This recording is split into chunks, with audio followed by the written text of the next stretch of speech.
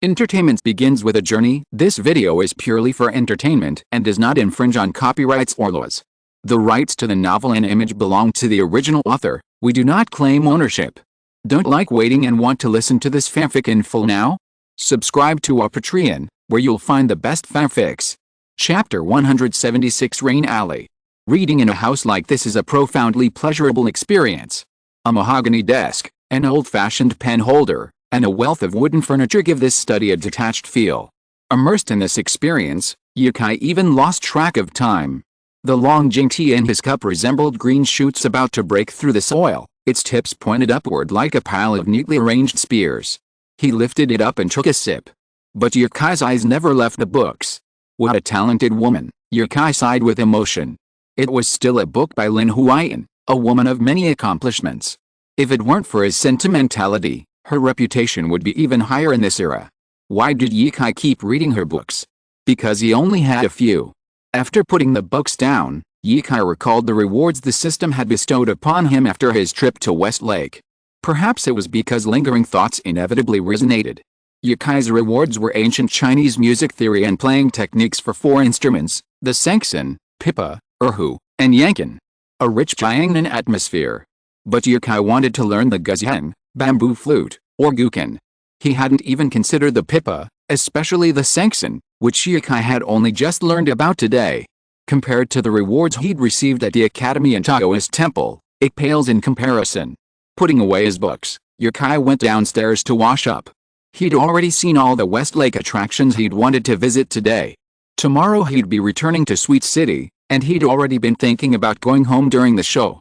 It had to be said that Teacher Hei's melodramatic style was truly irresistible. It wasn't like a language program where you'd recall your past and reflect on the hardships you'd faced back then. Such sentimentality was overused and would be criticized by the audience if it were aired.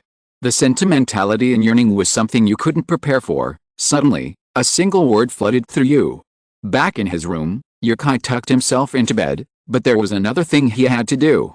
Many melodies had played in Yukai's mind over the past few days, but there was one particular one he'd fallen for.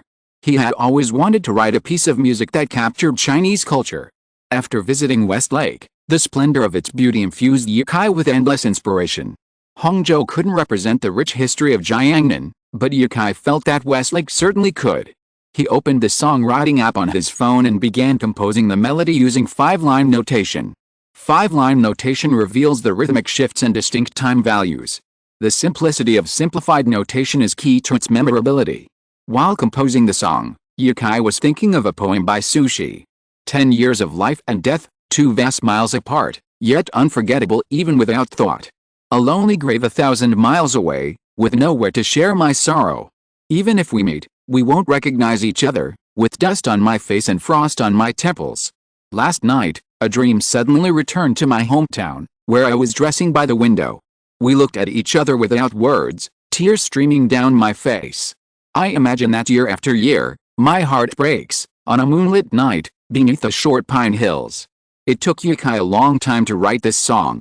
When the inspiration and the melody came to life, it was actually quite different from his initial vision.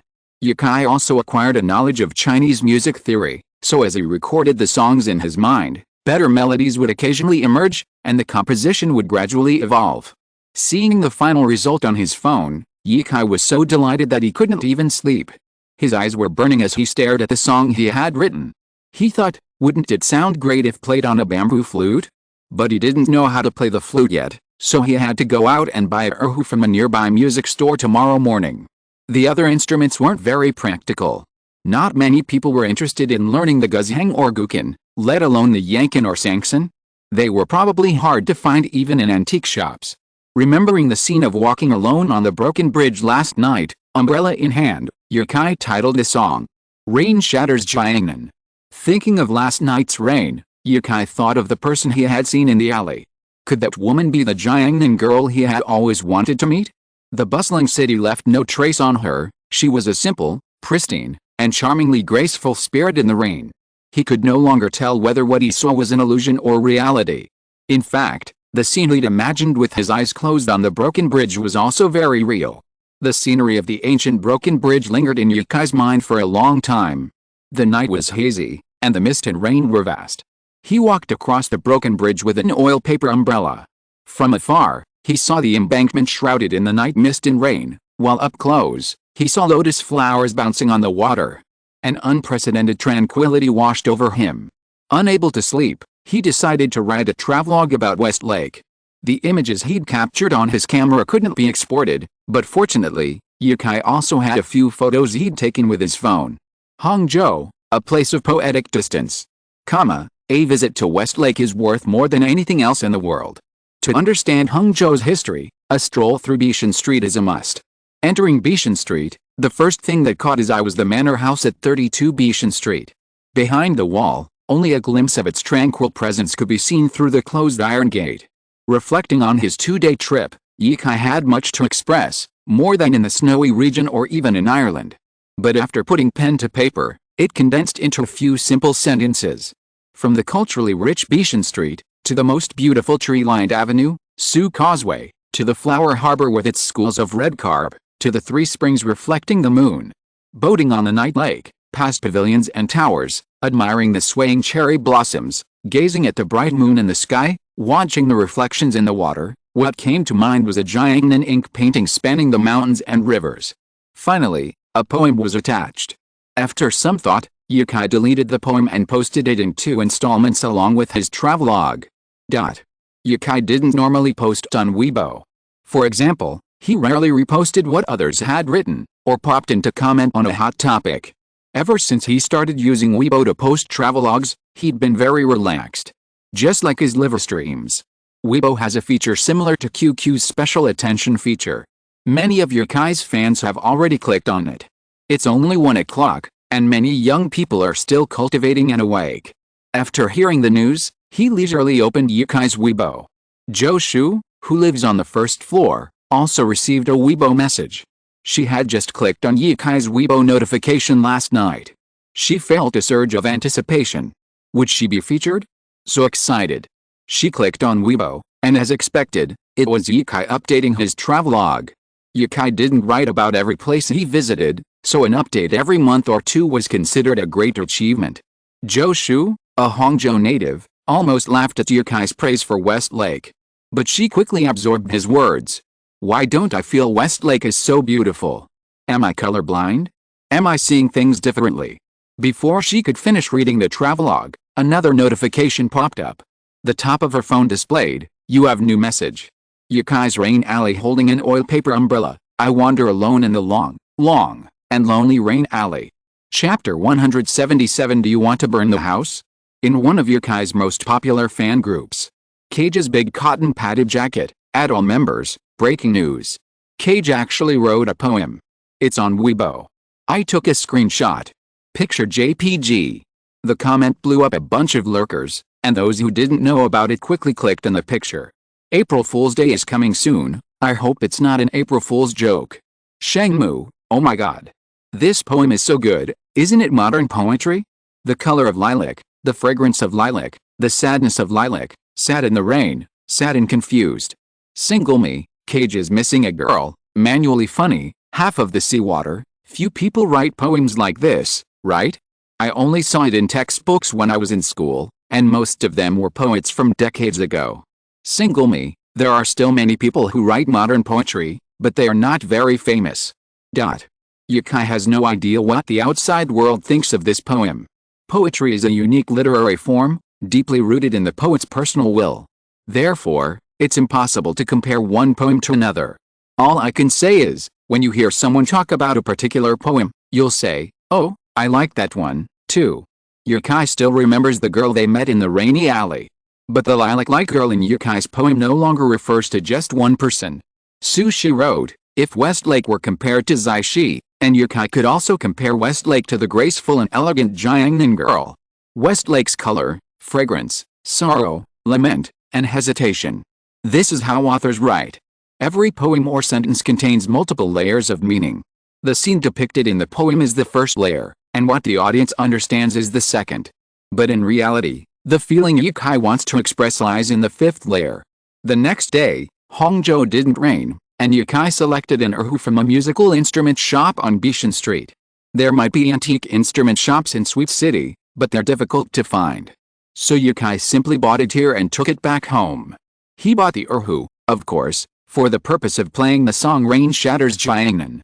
Everything was ready for the song, just waiting for someone to play it. After trying it out in the shop, Yukai said to the owner, "This is it." "How much?" The owner heard Yukai's test sound and asked, "You have a good foundation. How many years have you been learning?" "About a dozen years," Yukai replied. The transmission of skills doesn't simply transfer knowledge directly into Yukai's mind, it gives him a new memory. For example, in an alternate universe, Yukai learned the erhu. Then, what he received was the experience of learning the erhu in that alternate universe, not just cold, theoretical knowledge. It was precisely because of this experience that Yukai was able to integrate these skills, making them instantly accessible. "This one. I'll charge you 450 yuan. Okay." Yukai scanned his WeChat account. Last year, he topped up his WeChat account with 100,000 yuan, and still had more than half left. But at the rate Yukai was spending now, it wouldn't be long before he spent the rest back home. Playing the erhu in Hangzhou? Let's talk about it next time. We're almost late for the flight. Yukai couldn't remember when he went to bed last night, and he hadn't set an alarm. He figured no matter how much he slept, he wouldn't be able to sleep until 11 or 12. But when he woke up naturally, it was almost 11, and his flight was scheduled for 2 in the afternoon. Now that he'd gone out to buy a erhu, time was even shorter. He'd eat after arriving at the airport.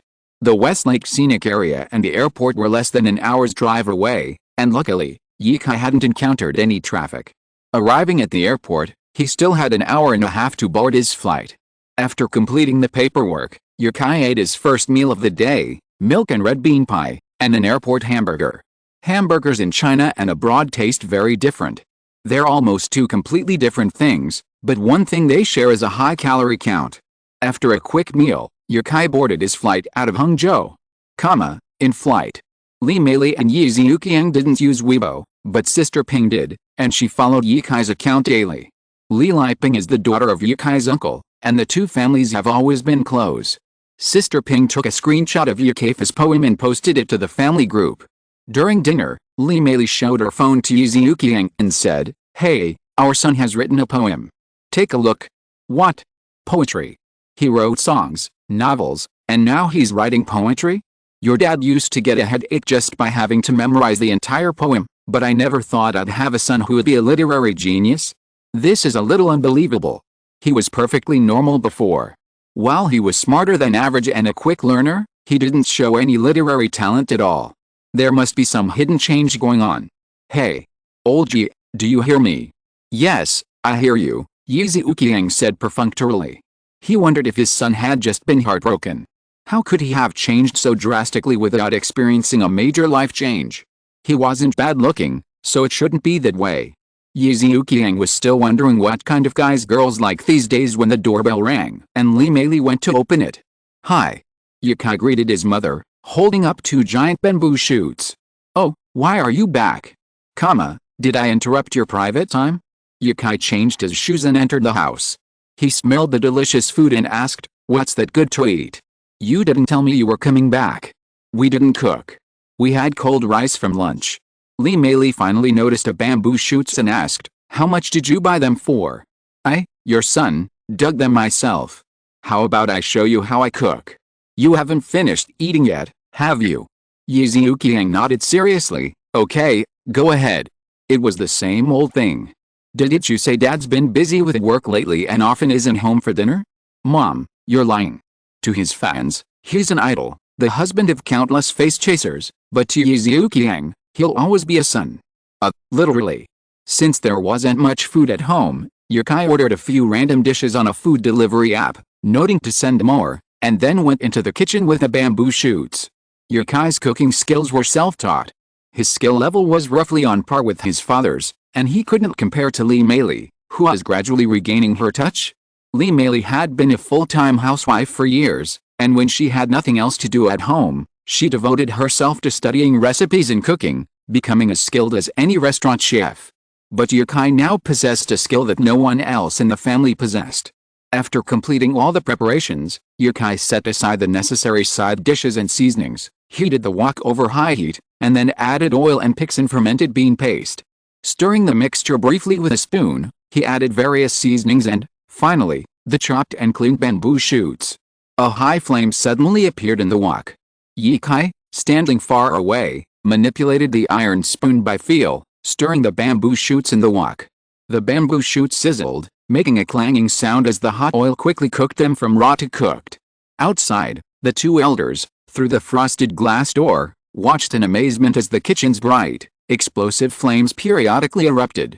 Ye Zhuqiang dropped his chopsticks to the floor, stunned. Is he cooking? Do you want to burn our house down? I got home late today, so I'll post this first and make up for it tomorrow. Chapter 178 Followers exceed 3 million. At the dining table, 3 people gathered around a pile of dishes. Amidst a sea of takeout boxes, Yukai's freshly stir-fried, steaming bamboo shoots stood out. The bright red chilies and tender bamboo shoots, freshly dug from the ground just this season, evoked a single word: fresh. Especially with Yukai's masterful control of the heat, he stir-fried them over high heat and served them in a flash. The vibrant colors looked as exquisitely presented as a French dish. At home, Yukai didn't hesitate. While his parents were still watching, he picked up a piece of bamboo shoot with chopsticks and tasted it. The crisp, tender texture brought a breath of spring to his mouth, though it was a bit bitter. Yukai frowned. It hadn't tasted like this when he'd learned from them at the mushroom house. His mother took a bite and said, "Fresh vegetables, the texture is okay." His father took a bite and said, "It's edible." The chilies masked the slight bitterness of the bamboo shoots, and the tender texture added a unique flavor. His parents rarely paid much attention to Yukai's career, and he rarely mentioned his future to them. For example, going to dangerous Africa, this kind of thing will definitely make his mother send 10 messages a day to confirm Yukai's safety. Ye Zhuqiang may not say anything, but he will definitely keep an eye on international news every day, paying attention to the current situation in Africa and some news about Chinese people. Even with a system, Yukai cannot guarantee that his life will be safe. But he can't help but go on. After all, there are so many landscapes he has never seen, so many ancient monuments that he has only seen in books, which are too fascinating, making him eager to explore. There is only one thing that the two elders want to pay attention to urgently. That is Yukai's emotional problems. Ye Zhuqiang hesitated to speak, because he was afraid that his guess would hurt Yukai's self-esteem, but he is a man. No matter what he has experienced, he must work hard to face it, and cannot avoid it. His mother didn't think much of it and simply asked, "You wrote a poem? Was it for your girlfriend?" Yukai gave a few wry smiles and shook his head. "Mom. Hey, don't think I'm annoying. I'm almost 50. Aunt Wang next door became a grandmother before she was 40.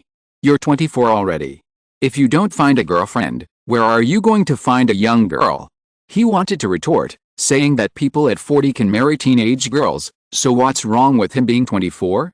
Besides, he had quite a bit of money in his bank account. Even if he only used the interest every month, it would allow Yukai to have enough food and clothing for the rest of his life. If he kept it for a few more months, the interest alone would be enough for a down payment on a house. However, Yukai still laid it all out, saying, "I have a girlfriend." Ye Zhuqiang asked, "Huh?" His mother, overjoyed, asked, "Who? Did you meet her in Hangzhou?" "Hangzhou girls are nice, sure, son." Yukai concluded, saying, "Let's eat. I'll bring you guys over when I have the chance. Right now, eating is the most important thing. I'll be back in Chengdu after a few days." Compared to other children who work away from home, Yukai was quite frequent homemakers, so Li Meili didn't force him. After staying with his parents for a few days, Yukai played as Erhu for the first time at home. A few hours later, the security guard knocked on the door. So, he could only practice in the wetland park downstairs. The weather was warming up, and mosquitoes were plentiful in the wetland park. Even though the property management of the nearby community regularly organized pest control visits, they could only reduce the number of mosquitoes in the wetland park, not eliminate them. The rapids of the Tuojiang River forked outside the wetland park, with a small portion of its water flowing into this small tributary. The principle was similar to West Lake, but without the numerous sites. Yukai set up his camera across from him and sat on a bench in the wetland park, wearing a mask. A brand new, exquisite Erhu rested on his lap. He extended the bow, controlling the pressure, producing a long, steady note. Like other instruments, The erhu requires varying degrees of pressure at the beginning and end of the bow, controlled by the right hand. Otherwise, the note will become increasingly low. How much pressure to apply, at what point on the bow? This requires constant practice, and even a master who teaches you step by step couldn't explain how he learned it. Only practice makes perfect. After a few quick tests, Yikai began playing Rain Shatters Jiangnan in the wetland park. People quickly gathered around him. However, Yikai, wearing a mask, remained unrecognized. Yikai's fans are primarily concentrated among the urban bourgeoisie, wealthy young men and women who enjoy traveling. Therefore, even in his hometown, Yikai would need only wear a mask to leave the house, and virtually no one would recognize him. Fans rarely remember the author's appearance, so even if Yikai appeared before readers without a mask, they wouldn't associate him with their favorite author. This song is Yikai's personal favorite since he learned to compose. He'd wanted to write this style of music for a long time. After brewing for over 6 months, he finally, while visiting Westlake, was struck by the romance of the ancient people there. The result was Rain Shatters Jiangnan. This single piece of music captures the Jiangnan region in Yikai's heart. He didn't write any lyrics for this piece. The perfectly timed rain on the broken bridge is its most beautiful rendition. Yikai closed his eyes, completely absorbed in his performance, his mind transported back to the Westlake of 1,000 years ago.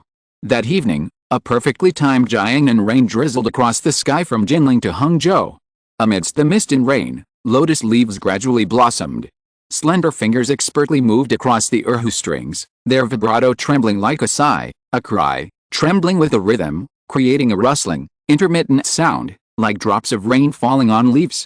Onlookers, young and old, men and women, were overcome with goosebumps. The erhu's penetrating power. It can not only penetrate houses and summon property management and security, but also penetrate hearts.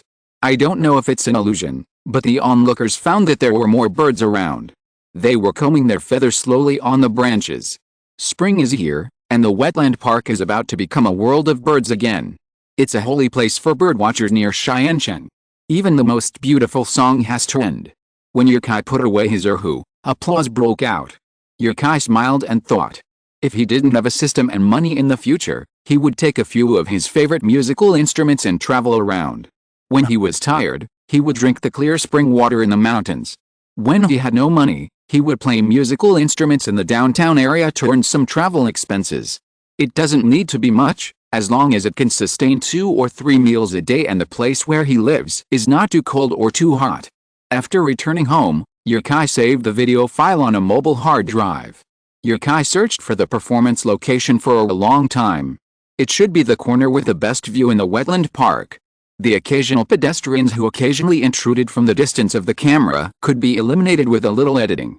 Upon returning to Chengdu, Yikai would go to the studio to re-record the arrangement of the song. He would then release this video as the music video, along with videos and photos he had taken at Westlake. Perhaps the real scenery would better capture the song's beauty. He bought a Diki bamboo flute online. Westlake had drawn Yikai into traditional musical instruments, and now, he couldn't seem to escape. After spending a few days at home with his parents and watching several bamboo flute tutorials, Yikai slowly began practicing the long notes. Without systematic help, practicing an instrument is a slow, tedious process, rarely yielding quick results. On April 7, Yikai returned to Chengdu. The thought of his own house in Chengdu made him itchy, eager to spend more time there. He also had to discuss a destination with Saoirse. Saoirse suggested Finland, but Yikai felt he could put it on hold for the time being. Yikai didn't have specific travel requirements, but one thing he always kept in mind was visiting the most beautiful places during the most beautiful seasons. It's spring, but Finland's most beautiful season is winter. Every time you visit an unfamiliar place, your expectations diminish. So, it's best to visit the most beautiful place during the most beautiful season, so that it leaves the best first impression. It's spring now, and Yikai actually wants to go to Jiangcheng University to see the cherry blossoms. The pink blossoms, blown by the south wind, are just like the blushing face of a young girl. But since Saoirse wanted to go to Finland, Yikai had to consider his girlfriend's feelings, so he found a country on the European continent. He had seen this place in a National Geography magazine. Since it's spring, why not go to the Kingdom of Flowers and experience Europe's most beautiful spring? Recently, a video on TikTok went viral, topping the charts. When people logged into TikTok, amidst a sea of seemingly noisy videos, a man in white clothes appeared, playing the erhu in a riverside park. His slender figure and sophisticated hairstyle, even with a mask, couldn't hide his handsome features. The song was already halfway through when the video was clicked. Amidst a hemorrhaging of conversation, the graceful timbre of the erhu reached the ears of the Daoine audience. The ancient, elegant music was a true earwash for the audience, a truly delightful experience. Yukai's identity had also been uncovered by the audience. An online search confirmed with absolute certainty that this person was Yukai. His long-dormant Weibo account suddenly saw a surge in followers. Every few hours, a message popped up about his talent gaining one. His followers, which had fluctuated around 2 million, soared to 3 million and were still rising. Yukai was completely bewildered. He had no idea what was going on. It was only after seeing comments on Weibo that he realized someone had uploaded his video to Douyin. This was the video Yukai was going to use for his music video. It looked like he'd have to reshoot it. He didn't watch short videos. He used to use Nihon Duanzi, a joke app, but after it shut down, he hadn't downloaded anything like it. When he was bored, he'd scroll through it for an hour or two. It would be great to use that time to read a book. At least it would be nutritious, and not completely waste those 2 hours. Chapter 179 Lord of the Raging Tide. Yukai boarded his flight to Ireland 2 days early. The distance between the two countries was long enough for him to get a good night's sleep on the plane. Adding the layover time, it was a full day. And the journey from Dublin to their destination took just over an hour, even shorter than the flight from Chengdu to the snowy region. Chengdu to the snowy region was close enough, right? It still took 2 hours. On the connecting flight to Germany, Yukai sat in the same aisle as him. A slightly plump Chinese man, under 30, dressed in a well-tailored suit, sat down. He noticed Yukai's gaze and smiled, noticing the smartwatch on his wrist. Unconsciously, he revealed his Rolex. Yukai smiled and nodded, then asked the flight attendant to prepare a blanket for him to rest on. Yukai calculated that he would arrive in Ireland around 7 in the morning. So even if the plane was delayed, it wouldn't be past 8. So, he needed to get enough rest on the way. Only after all the economy class passengers had boarded did the plane slowly twist its massive body. The scenery outside the window shifted backwards until it soared into the sky. China's urban planning is among the best in the world. From the sky, buildings, parks, and schools are arranged in a neat grid, and roads neatly divide the urban area into grids. Breaking through the clouds, the city vanished completely. When Yukai was a child, his parents took him to Chengdu for a trip. Not far from the airport, he could often see a giant iron bird roaring through the sky. Sometimes it was landing, sometimes it was taking off. Back then, little Yukai never imagined that he would grow up to be an airline member, boarding this giant iron bird almost every month to fly around the world. A flight attendant passed by, saw Yukai preparing to rest, and bent down to help him close the window and dim the lights in his seat. A man not far away saw this scene, resting his chin on a hand adorned with his Rolex watch, and thought for a moment. He followed Yukai's lead and gave up his seat to rest, but no one came to close the window for him until he fell asleep. In flight. The plane landed at Dublin Airport just before 8, just as Yukai had expected. After collecting his luggage, Yukai boarded a bus to the city. This time, he wouldn't make the same mistake he made on his first trip to Ireland, not even noticing the shuttle to the city until he left the airport. Saoirse didn't know what flight Yukai was on, so she didn't come to the airport to pick him up. Yukai unlocked the door with his key, put his belongings in his room, and cooked a Western meal with ingredients from the kitchen before calling Saoirse. 2 hours later, Saoirse slammed the door open. After not seeing each other for so long, a wave of warmth naturally washed over them. Saoirse's morning classes were over, and now she could rest for a few hours before studying for her afternoon classes. Western universities are actually more rigorous than those in China. They were mainly lazy in high school, so college was a tougher place to get through. But if they put in half the effort they put in high school in China, they could easily get a university diploma. I finished recording my song, and my teacher suggested I sell it online. What do you think? Saoirse asked Yukai. Yukai wasn't very familiar with how songs were sold here. A song he had previously made it to the European and American music charts, but it didn't actually bring him much income, far less than songs he'd released in China. Let me listen to it, Yukai said. Saoirse pulled out her phone, flipped through it, and started playing music. Compared to the version Yukai had heard last time, it had some R&B influences, but it didn't affect the overall style. Instead, it made the song more rhythmic. Yukai listened to the song, thought for a moment, and asked, "Can you retain the Chinese copyright when you put it online?" "Of course not."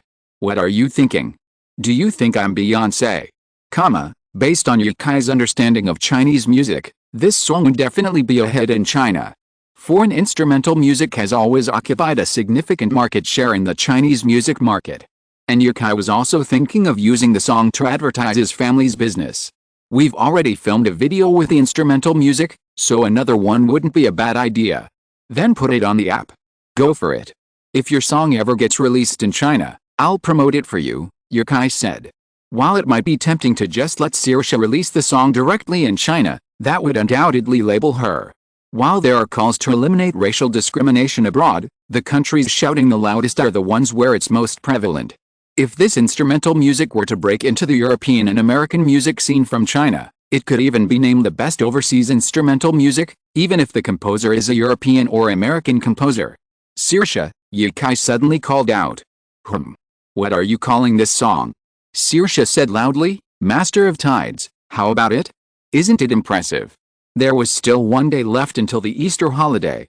So the next day, Yukai pretended to be an international student and went to Trinity College to take a class. The uncle at the entrance recognized Yukai, and as Yukai walked by, he exclaimed, "Hey, handsome guy, I envy you and your girlfriend's relationship. Do you want flowers?" No. Thank you very much." He still remembered the awkwardness of the previous class. But that awkwardness had dissipated by now. He actually thought Sommerfeld was a very nice person. When he met the professor that morning when he came to take a class, he gave Yukai a smile that was better not to smile. Yukai could speak fluent Irish with him, which was what the professor admired most about him. However, he also became more strict with the students. "Hey, a foreigner can speak his native language so fluently, and you guys are just playing games after you go home. It must be because the study load wasn't heavy enough." The older Yukai got, the more he felt he wasn't learning enough. Perhaps it's better to say it this way: the more he knew, the more he felt he knew less. His natural talent had given him a strong ability to learn and understand, so he enjoyed absorbing new knowledge like a sponge, feeling like leveling up in a game. Saoirse's advanced calculus class ended around 4:30, and Yukai took the opportunity to enter the European history classroom. Chinese courses don't explain European history in such detail. They're already covering their own history, so where would they find the time to study the history of other countries?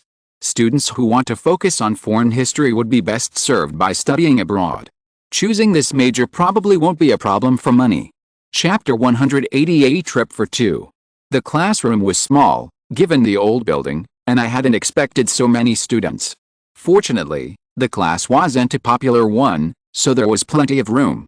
The professor was an elderly man with a long beard and thinning hair, probably in his 50s or 60s.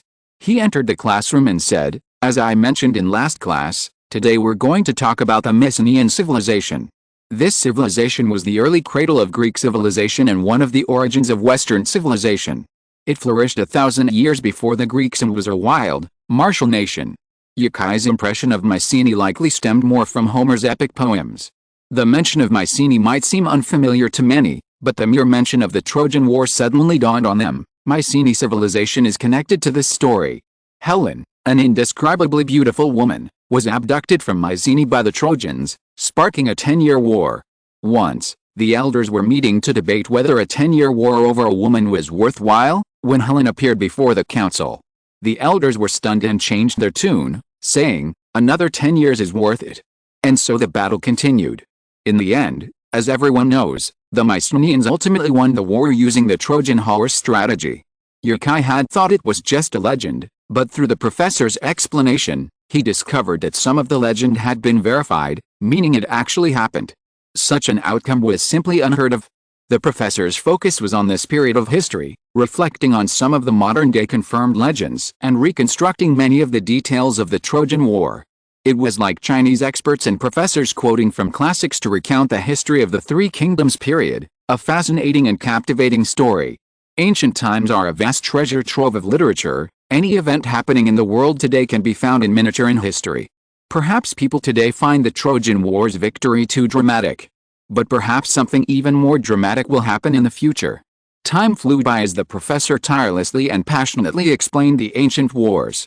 A 60-year-old man spoke with more energy than the 20-something students in the room. Classes soon ended, and with them, the 7-day holiday began. Yukai and Saoirse returned home and began packing. Of course, Saoirse was primarily responsible for packing her own clothes into a 24-inch suitcase. Yukai, however, lay in bed, directing the packing. Most people might wonder, what was there to direct? Of course, there was. In Saoirse's first 20 years, the farthest she'd traveled was from her hometown to Dublin. After meeting Yukai, she'd gone to China. How could anyone compare to Yukai's extensive travel experience? What to pack and what not to pack, what essentials to bring and what to omit, it all came from experience. Can I take this? I really want to wear it, Saoirse asked. It was a down jacket with a hood so large it completely obscured her vision. You don't need a jacket this big. If you're cold, you can bring a sweater. Down jackets take up too much space. If they encountered a downpour or a significant change in weather, they could simply buy clothes at the local mall. Union Pay withdrawal points were everywhere these days. Even if the two of them continued to choose, they wouldn't have to. But they quickly filled the suitcase. Unlike the other girls Yukai knew, Saoirse didn't have a large makeup bag. Her makeup consisted of BB cream, mascara, and eyebrow pencil. Saoirse's most beautiful features were her facial features and lines. There was no need to cover up her beauty with anything else. Everything was ready, and Saoirse breathed a sigh of relief, lying on her back next to Yukai in bed. In the Italian-style wardrobe, several of Yukai's clothes stood out. One was a costume he'd wear for Halloween, a handsome mask hidden in an upper compartment. Another was a set of clothes Yukai had left behind after a chance encounter with Saoirse in Dublin, when they were drunk at a bar. Others were bought while they were shopping together. Back then, while Yukai had no worries about food and clothing, he couldn't afford luxury goods and didn't spend as lavishly as he does now. So, back then, the two of them would spend a long time shopping before buying a single item. The pieces were fashionable and flattering. The wardrobe was surrounded by compartments, with only the center for hanging clothes. Their clothes were piled in this small wardrobe, cluttered and scattered. Their journey began. There's an unwritten saying in the West that a couple's compatibility can be determined after just one trip. This trip offered a glimpse into whether the other person was right for them. The bagpiper from the band Love drove them to the airport. Seeing their affectionate display, he felt a surge of envy and asked, "How did you manage to win over Saoirse?" "It's amazing." "Why is it amazing?" Yukai asked from the passenger seat. He shook his head and said nothing, sighing. Two people in their band were really into Saoirse back then. "We even made a bet, and your presents cost me €100. Haha, is that the guy from their band, the whistle player?" Yukai laughed. He knew about this. The day they met Saoirse in a small town, that guy had secretly set him up to embarrass Yukai. Yukai hadn't seen him since. That's him. Actually, the guy was gone when Yukai saw Saoirse in Dublin. After dating Yukai, he disbanded his band and focused on violin lessons. Back then, Yukai had even wanted to learn the whistle from him. The sound it produced was beautiful. Now, he felt the longer these guys were away, the better. He opened the window, a gentle breeze caressing his cheeks. Spring had arrived, and all the countries in the northern hemisphere were reviving under the spring breeze. Not only were the countries they were heading to, but China, where Yukai was, and Ireland were also beautiful. They were going to the Netherlands. This country was close to Ireland and the UK, only a short flight away. Why did Yukai choose this place? Mainly because the tulips were in full bloom. March and May are tulip season, and the Netherlands is the kingdom of tulips. Flower exports have even become a pillar industry in Amsterdam, the Dutch capital, so you can imagine how many flowers there are. The plane took off, and just as it stabilized in the air, before anyone could react, it began to descend. Yukai looked out the window, a sea of colorful colors everywhere below. Ireland is full of vibrant greenery, while the Netherlands is full of vibrant colors. Each European country has its own unique characteristics. Chapter 181 Amsterdam. Discover a new region, Netherlands, reward of 300,000 yuan, reward for Dutch. Dutch is a bit like German. Yukai thought subconsciously as he walked down the corridor exiting the airport.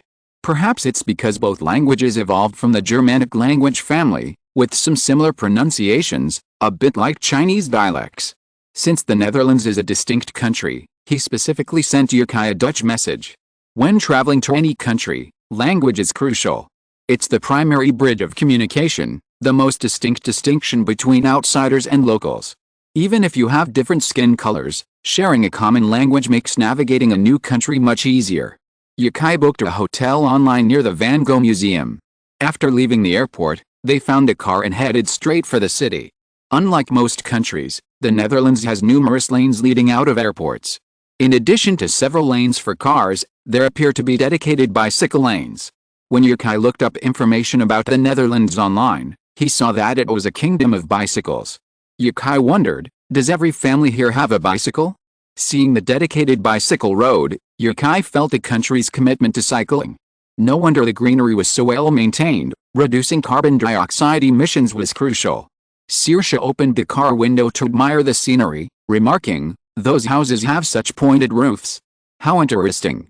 "It's called a gabled building," he explained.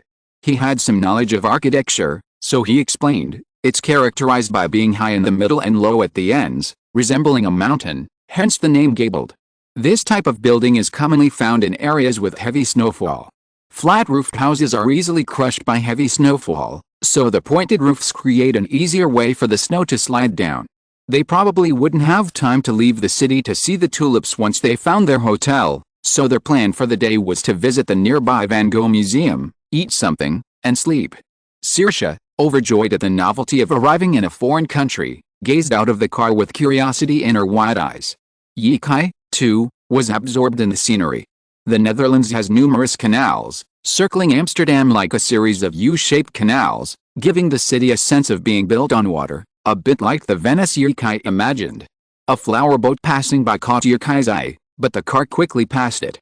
Yukai asked the driver, "I just saw a boat with lots of flowers on it. What kind of boat is that?"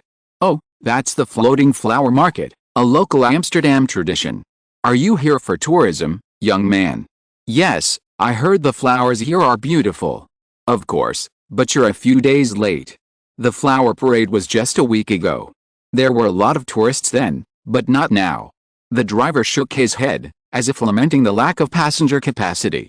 Yukai's hotel, on Barrel Street, was called the Amsterdam Greenhouse Hotel. It was formerly a conservatory, now a highly rated 5-star hotel. After getting off the car, the two of them were greeted by this artistic building. The Amsterdam Greenhouse Hotel consists of 2 buildings. The left-hand one still has a gabled roof, but what makes the hotel so stylish is the 30-meter-high glass facade. Saoirse looked at Yukai with a bewildered look. "Are we staying here?" "Of course." He took Saoirse's hand and walked across the road, toward the expensive-looking hotel across the street. There was no smell of gasoline on the crosswalk, but rather an indescribable floral scent. The blossom season these past few months has permeated Amsterdam with a floral scent. In fact, the streets of Paris also have an indescribable scent. In the mornings, they use perfume trucks to spray perfume all over the city. Perhaps this is why Parisian perfume is world-renowned. In front of the hotel stood a long garden. Between the garden and the hotel, a corridor about 2 or 3 meters long was connected, dotted with scattered tables where some of the hotel's guests were dining. Seeing a handsome man and a beautiful woman walking toward the hotel, the woman closest to Yukai, a woman in her 30s, smiled and greeted them. "You look like you've just arrived in Amsterdam? Want to join us for dinner?" Saoirse licked her lips. "How about we eat first?" she suggested. Shouldn't we go to the hotel to drop off our luggage first?" "Let's put our things away first," Yukai replied to the foreign lady who had invited them to dinner. "Thank you, but let's first sort out the housing situation." "That's a shame. There's definitely a chance." After checking in, they were about to take the elevator to their floor, but Yukai noticed the hallway radiating a mysterious, faint blue light. He pulled Saoirse towards it. Around the corner, a tranquil swimming pool lay hidden beneath the hotel corridor. Or rather, the pool was located on the basement level. Up from this corridor was the hotel's interior, and down was this beautiful pool. Yes, beautiful. The ground level was less than 3 meters above the wall, and 5 off-white pool chairs sat quietly on the small, exquisitely designed floor. What surprised Yukai was the pool. It wasn't wide, But it was very long, measuring about 40 meters long and 6 or 7 meters wide. Around the edge, about 20 centimeters from the water's surface, there was no tile, but thick glass. Inside, blue light tubes illuminated the entire pool, both on land and underwater, in a captivating shade of blue. I don't know how, but they used these blue light tubes to turn the place into an alien-like color. Want to go swimming later? Yukai asked. Saoirse said, aren't we going to visit a museum? I saw a lot of them in the car just now. There are so many museums here. Well, there are indeed a lot of museums in the Netherlands. I can't see them all, right? A few days is enough. I'm hungry. Saoirse was very well behaved when she first arrived in an unfamiliar environment. Well, after all, eating was the most important thing. Going up the hallway and opening the door to the room, they were greeted by a huge glass wall. The room was spacious, simply furnished with a table and a sofa. Since it was a glass wall, there must be curtains, gray and thick to the touch. There were beautiful paintings on the walls, and the overall design was more to Yukai's liking. If it were his own house, he would have wanted it in this style. The bed was also quite large, so 4 people could sleep side by side without feeling cramped, and it was certainly more than enough for 2. Chapter 182 Strange Museum. Lunch was served in the restaurant downstairs. The tables in the garden seemed particularly popular.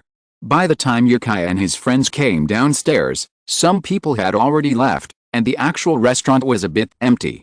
But basking in the sun and smelling the fragrance of the flowers must have been quite relaxing. The Irish and Dutch have similar dietary habits, but the Irish have a particular fondness for potatoes, which is why they have so many dishes specifically featuring potatoes. Yukai ordered a pan-fried lamb chop for his main course, and seeing that there were Dutch dishes, he also ordered Dutch pancakes and pea soup. Are there potatoes in the pea soup? Saoirse was curious when she saw Yukai order this dish. How should I know? It's my first time here. The pea soup was served before Yukai's lamb chop, and it certainly looked like it contained potatoes. It was similar in appearance to the spicy hot soup in Zhengzhou, with carrots, potatoes, and peas as side dishes. Saoirse looked away, chuckling, and said, how's that different from Irish pea soup? Yukai handed her the spoon and said, try it, it's quite good. Besides the visible ingredients, there were onions and pork sausage at the bottom of the bowl, making the soup incredibly thick. Yukai held the spoon upright and released it, and it remained steady. The flavor was rich, with a strong meaty aroma. The onions balanced the different flavors of the ingredients, giving the overall dish a lightly spicy tang. While eating, Yukai checked tickets on his phone for the Van Gogh Museum. This museum was the one place Yukai most wanted to visit in the Netherlands. It houses roughly 1/3 of Van Gogh's oeuvre, including hundreds of the most precious paintings from his golden age. While Yukai wasn't paying attention, Saoirse snuck a piece of the rye cake he had ordered. Yukai looked up and said to Saoirse, tickets can only be booked for tomorrow. Should we go see it in person? If tickets weren't available online, buying them in person would be even more difficult. Let's go, Saoirse said. We're here for fun anyway. If we don't have tickets, we'll just treat it as shopping. I saw a really interesting place a while ago. I'll take you there later. The Netherlands is a country famous for its lowlands. Amsterdam, its capital, has an average sea level of only 2 meters. While it's well known that parts of the Netherlands were created through land reclamation, few people realize that Amsterdam's buildings are built on millions of wooden piles. Because much of the city lies below sea level, dikes and pumps are essential for Amsterdam's survival. The two of them didn't take a car, strolling through the streets in the warm spring sun. Although many people around them spoke Dutch, it didn't dampen Saoirse's spirits in the slightest. She smiled sweetly the entire way, sometimes even quickening her pace if she noticed Yukai was walking too slowly. They soon arrived at the Van Gogh Museum. It was an oval building that, from the side, looked a bit like China's Bird's Nest Stadium, but its exterior was made of glass, not steel. Looks like it's no longer available, Yukai said. There were a lot of people here, but no one was queuing at the ticket office. Yukai went up to ask, and sure enough, today's tickets were sold out. He first told Saoirse the news, and booked 2 tickets for tomorrow on his phone, saying, come back tomorrow. Today, let's go see what special snacks the Netherlands has. Saoirse heard what Yukai said and smiled slyly, then follow me. I saw a very interesting museum on the map. Let's go and take a look. Yukai was confused. It's your first time here too. What kind of place have you discovered? There are many museums here, so there's no need to take a bus. Saoirse was checking the map with her phone. Yukai chased Saoirse, otherwise she would get lost if she wasn't careful. Hurry up, we're almost there. What kind of place is this? It's so mysterious. Yukai said, but he also quickened his pace. He was also very curious. Saoirse suddenly stopped and said, from now on, I want you to keep your eyes closed. You can only see if I open them. Do you understand? Why? Because I have a surprise for you. Yukai closed his eyes and said, okay, where are we going? He closed his eyes, and everything was pitch black. But with Saoirse by his side, he felt reassured. His hearing, heightened by his closed eyes, made him hear Saoirse buying tickets. It seemed to be some museum. As they ascended the stairs, the sun suddenly vanished, and the air became cooler. They were now inside the building. Have a seat, Saoirse said. Yukai found a stool and sat down, asking, can I open my eyes? A few seconds later, Yukai heard Saoirse's phone snapping a photo. He felt a little uneasy. Yes, you can open your eyes. His bright eyes quickly opened, and he took in his surroundings, a cold sweat breaking out. He glanced at where he was sitting, and jumped as if he had been electrocuted. The place was filled with revealing portraits and sculptures. Right in front of Yukai was Marilyn Monroe, holding up her skirt. Luckily, she was clothed. The Dutch consider sex a cultural phenomenon, and this museum is filled with authentic photographs, paintings, and sculptures. They can't really be called works of art, but rather a vehicle for expression. Why did you bring me here? Yukai spotted the name of the venue in the distance. It was the Sex Museum. Sculptures were everywhere, in all sorts of poses and colors. Most of the sculptures and models depicted a man and a woman, but there were also single women. His eyes hurt, so he looked away. The majority of visitors were women, outnumbering men by about 7-3. It seemed many were tourists from all over the world. What was there to see here? Yukai didn't dare meet the woman's eyes, so he pulled Saoirse along and left the museum. Only when he stepped onto the street and felt the warm sunshine did Yukai breathe a sigh of relief, his chilled body warming slightly. Why did we come here? I'm not prepared at all. It's very interesting, she apologized, noticing Yukai's expression. I'm sorry, I didn't know there were so many people. I was just curious about what was on display here. Saoirse held Yukai's face and said, don't be angry. This was the biggest difference between China and other countries. Influenced by Confucian culture, a museum like this would never exist in China. The Chinese are mostly reserved, and this has almost become a global consensus. Stroking Saoirse's hair, Yukai said, I'm fine. Let's go. I heard there are many boats on the canal here that are used as houses. Let's go and take a look. This matter was actually quite trivial. If it were Yukai in the past, he would probably have been curious about what was on display here. But why did he feel so disgusted now? If you're listening to this novel on a channel other than Fanfic World, it means they downloaded and uploaded it without effort. We cordially invite you to visit our channel, Mundo Fanfic Novelis. There you'll find the original version of this story and you can explore many other novels of various genres. We're waiting for you to immerse yourself in a world of incredible novels. Chapter 183 Houseboat. To understand a city, besides visiting its attractions, one must also immerse oneself in the lives of the locals. To understand how Amsterdam lives, a trip to the canals is a must. Amsterdam is a dense network of canals, crisscrossed by hundreds of waterways. Bridges can be seen everywhere, most of which are stone arches for pedestrians.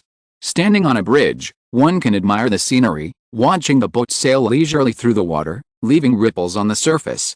So this is the Venice of the North, Saoirse said. The two stood in the middle of the arched bridge. The canal was about 40 meters wide, with boats docked on both sides.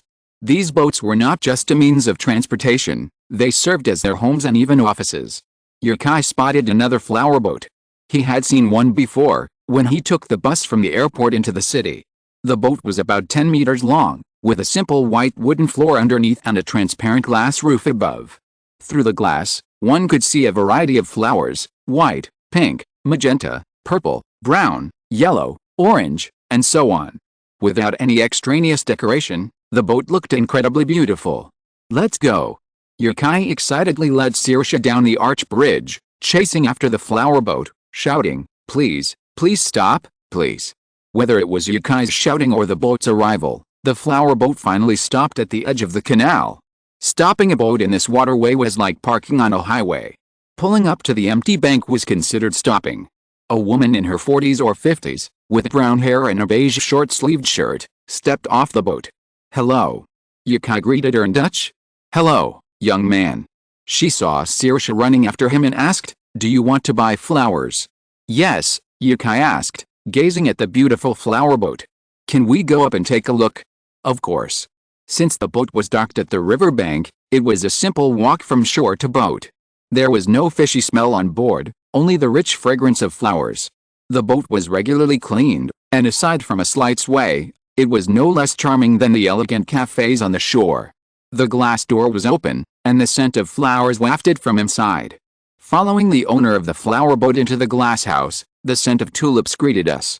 Tulips typically have a very light fragrance, but when piled high, their scent naturally intensifies. Even a large bale of grass has a grassy aroma, a scent Yukai often refers to as the scent of nature. The glass door was flanked by 3 wooden planks, each holding a row of foam boxes with flowers neatly arranged inside. Mostly tulips, but there were also hyacinths, daffodils, and others. Saoirse placed her hands on the planks and bent over to sniff the yellow tulips. Unable to bear the thought of interrupting the scene, Yukai quietly snapped a photo and asked the shopkeeper, "How much is a bouquet of tulips like that?" €5. She really is like an angel. "Thank you for the compliment, I agree." Handing the €5 to the shopkeeper, Yukai snapped a few more photos of the flower boat. As they were leaving, Yukai asked, "Madam, do you know where nearby I can find the most beautiful sea of flowers? There's a park in the city." No, Yukai shook his head. "There are too many tourists there. I'd like to find a less crowded spot, somewhere only Amsterdam residents know about. Can you tell me?" She shrugged and said, "Then we have to go to Prescott Park. It's in a small town on the outskirts of Amsterdam. You can find it on your phone map." Saoirse was a little anxious about the Dutch conversation. He clearly knew English, yet you were still speaking Dutch? What were you talking about behind my back? She was completely impressed by Yukai's linguistic talent. Her months of studying Chinese had burned a lot of brain cells, but Yukai spoke almost any language and never had any trouble communicating. When Yukai returned with the flowers, Saoirse asked, "What were you mumbling about over there?" "Nothing. I was asking her if there were any fun places around Amsterdam I could take you to. Don't run around all day. Was that place a girl just going to?" Tisk.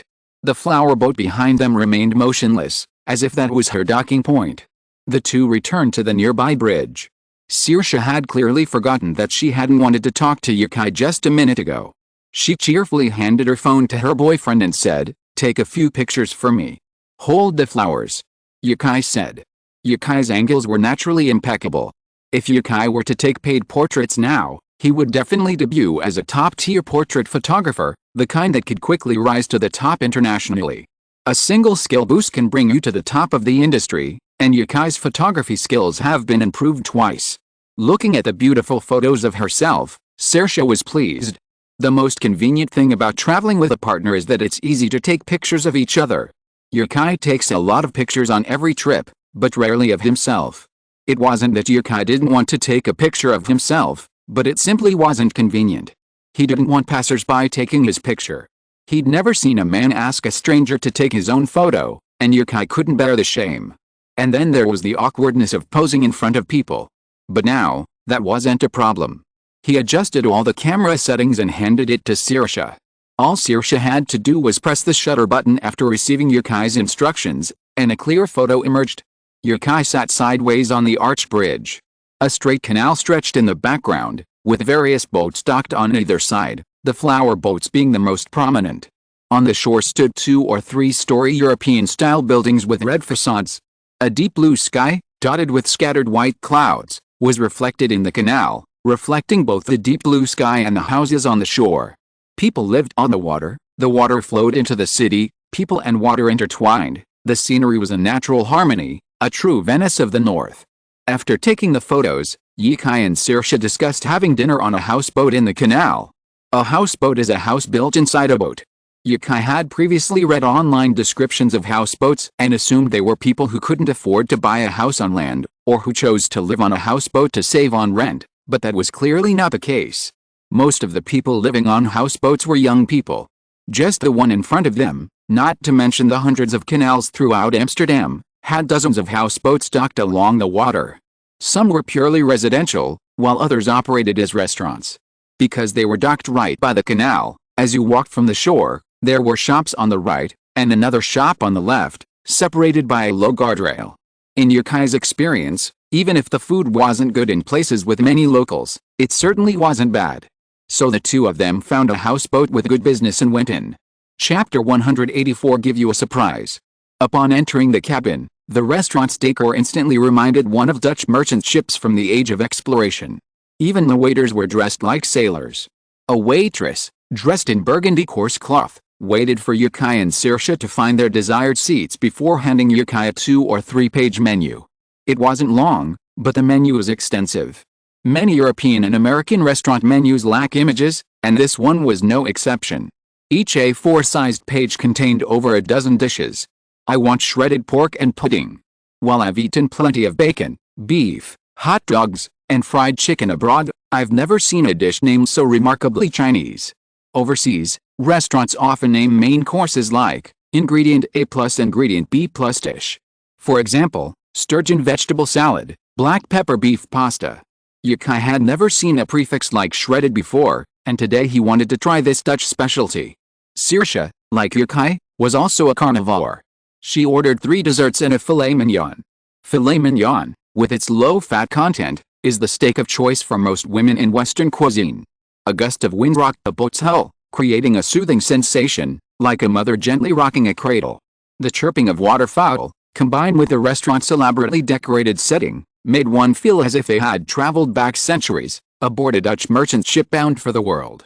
The Netherlands is a small country, almost a pint-sized empire compared to China, but its history is no small matter.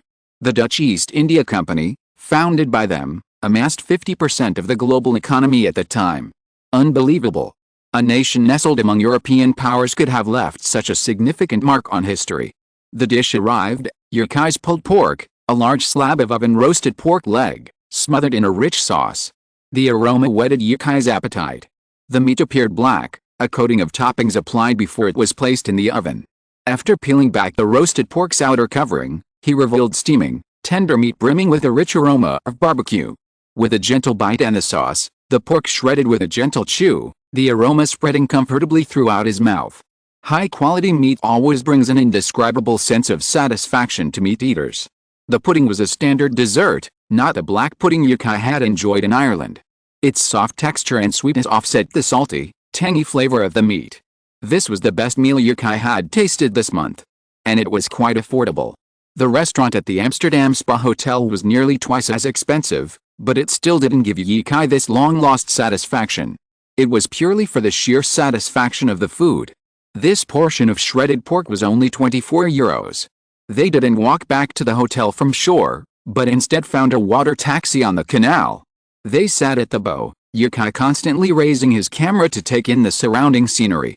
What a city of art immersed in water, Yukai said. Back at the hotel, while Saoirse showered, Yukai went downstairs to the front desk to inquire about their destination for the next day. Encouraged by Yukai's generous tip, the waiter was forthcoming. Night fell so quickly that no one had time to go out for a late-night snack. In fact, the waiter had previously told Yukai about Amsterdam's red light district, suggesting he visit if he had time that evening. Yukai wondered if this red light district was a cabochito in the island nation. It could be a tourist attraction, and on the street, with no extra charge, it wouldn't be as explicit as in a museum. In fact, if the museum didn't lay out all that stuff so starkly before Yukai, he'd still be quite curious. Pretentious. The next day, the first sound of his phone vibrating under his pillow woke Yukai. He picked it up and whispered, "Hello. Hello, Mr. Sean, we've delivered the car you rented from our company last night. Would you like to come down directly to inspect it, or have the hotel do it? I'll come down. Meet me in the parking lot." Glancing at Saoirse, who was still soundly asleep, Yukai quietly dressed and left the room. Because Yukai was planning to go far away today, he rented a supercar from a car rental company in the Netherlands. He loved cars, otherwise, he wouldn't have bought one so early after graduation. How could someone who loves speed not love sports cars? In the bright hotel parking lot, Yukai met the car rental company employee, wearing a work badge around his neck. His name was Myron. Seeing Yukai approaching, Myron extended his hand and greeted, "Hi. Mr. Sean, is that you?" "Yes, it's me." Yukai shook his hand. Myron briefly explained the car, and after a careful inspection, Yukai signed the license. Months after obtaining his international driver's license, Yukai finally drove on foreign roads. It was a white Porsche 918, one of Yukai's favorites. Buying a sports car in China isn't very affordable. It's okay in developed areas, but if you venture further afield, to second and third tier cities, driving a sports car on such roads would be heartbreaking for any car enthusiast. Myron saw Yukai studying the functions of the sports car in the car and reminded him, "I'll be here tomorrow to pick it up." "Don't worry, Mr. Myron, the car will be here intact by tomorrow morning." He returned to the hotel room with the key. Saoirse was still sleeping soundly. Yukai walked over to Saoirse and pinched her delicate nose. The sleeping beauty sniffed and suddenly opened her eyes when she realized something was wrong. "What are you doing?" she said in a bad mood. Fumbling for her phone by the pillow, Saoirse checked the time and said, "Sleep a little longer. I finally got my vacation, why are you getting up so early?" "Get up," Yukai said. He found a youthful t-shirt and shorts set in Saoirse's suitcase and said, "Come on, you gave me a surprise yesterday, and I want to return the favor." She opened her eyes and asked curiously, "What surprise? Could it be the red light district in the Netherlands?" Yukai was a little speechless and asked, "How do you know this?" "Just search on the internet and you'll find out. I heard that the girls' breasts are this big." She gestured with her hand, but it didn't seem obvious enough, so she pointed at her nose and said, "If this is Papilla, then their breasts are bigger than my face." She laughed lewdly and asked, "So? Are you curious?" Yukai threw the clothes in her face and said, "Get up." Chapter 185 Colorful. Saoirse followed Yukai suspiciously into the basement garage and saw her boyfriend get into a supercar. "Oh my god, where did this come from? I rented it." Saoirse didn't offer any advice to Yukai about saving money. Instead, she remarked, "Those headlights are so ugly. What was it like driving a car worth tens of millions on the road?" Honestly, it wasn't as comfortable as a sedan. This car had several modes. Electric mode was very comfortable, just like driving a Tesla, silent and smooth. But once the engine kicked in, you could feel the strange throbbing of the engine from behind. Yukai actually quite liked the feeling, but he wondered if Saoirse was comfortable sitting there. He glanced at her, she seemed even more excited than him. Yukai chuckled to himself. Was he underestimating Saoirse? He switched to sport mode and stepped on the accelerator, charging forward. The road was sparsely populated, a long, straight line, so Yukai felt comfortable driving the sports car. The intense push from behind made Yukai's heart leap. The engine's hum was pleasant at first, but the constant noise became a mere noise. It was a good thing he hadn't just bought a supercar. Saoirse exclaimed, "This is awesome." It was indeed awesome. Driving at this speed on a deserted highway, the world around them rapidly receding, it truly felt like a work of art. As the location on his phone drew closer, Yukai slowly slowed down. He handed Saoirse the eye mask he had prepared and said, "You gave me a surprise yesterday, and now it's my turn to return it. Put it on." "What? Isn't the surprise you're talking about a ride?" "Of course not." Yukai covered Saoirse's eyes with the eye mask. "Actually, the closer you get to this town, the more flowers you'll see. That's what the waiter had told you yesterday. This is actually a tulip farm, where every household has a tradition of growing tulips. The park they were heading to once belonged to the wealthiest man here. After his death, his tulip plantation was confiscated, becoming a park open only 2 months a year. As they approached the town, the traffic was so heavy that Yukai hesitated to drive too fast. He was unexpectedly overtaken by a wooden cart. Several more carts followed, flying past him. These carts couldn't navigate the road autonomously, so 2 people were on board, one in the front steering and one in the back, pushing hard with their legs to propel the vehicle forward. The road was a long downhill slope, with only a few uphill and flat sections. This made playing this game quite exciting, but caution was advised, as it could lead to falls into the surrounding tulip gardens or, worse still, onto the road. Approaching the gardens, Yukai could already see a vast sea of flowers in the distance. The security guard at the gate glanced at Yukai's car and let him in, without exchanging a single word. Opening the car door, He was greeted by the scent of tulips, the air filled with fragrance attracting a swarm of butterflies, creating a constant wave of spray within the sea of flowers. Saoirse smelled the scent and said, "Is that the smell of tulips?" "Dog knows," Yukai joked with Saoirse, opening the car door for her and saying, "Come on, we're here." Yukai led Saoirse out of the car. To enhance the view when she opened her eyes, he helped her into a sea of flowers, where butterflies fluttered and the air was refreshing. Even before she took off her blindfold to see all this, the feeling she'd experienced during this journey was already making her more excited. "Okay, let's take a look," Yukai said. Yesterday, Saoirse had taken him to the Dutch Sex Museum. When Yukai opened his eyes, he was greeted by a giant statue of a man having sex. It frightened him deeply, leaving him only with shock, not joy. Compared to her, he was the best boyfriend in the world. The moment the blindfold was removed, the intense light forced Saoirse to close her eyes before she could even take in the surrounding scenery. After a long moment, she quietly opened her eyes a crack. Light, dazzling light.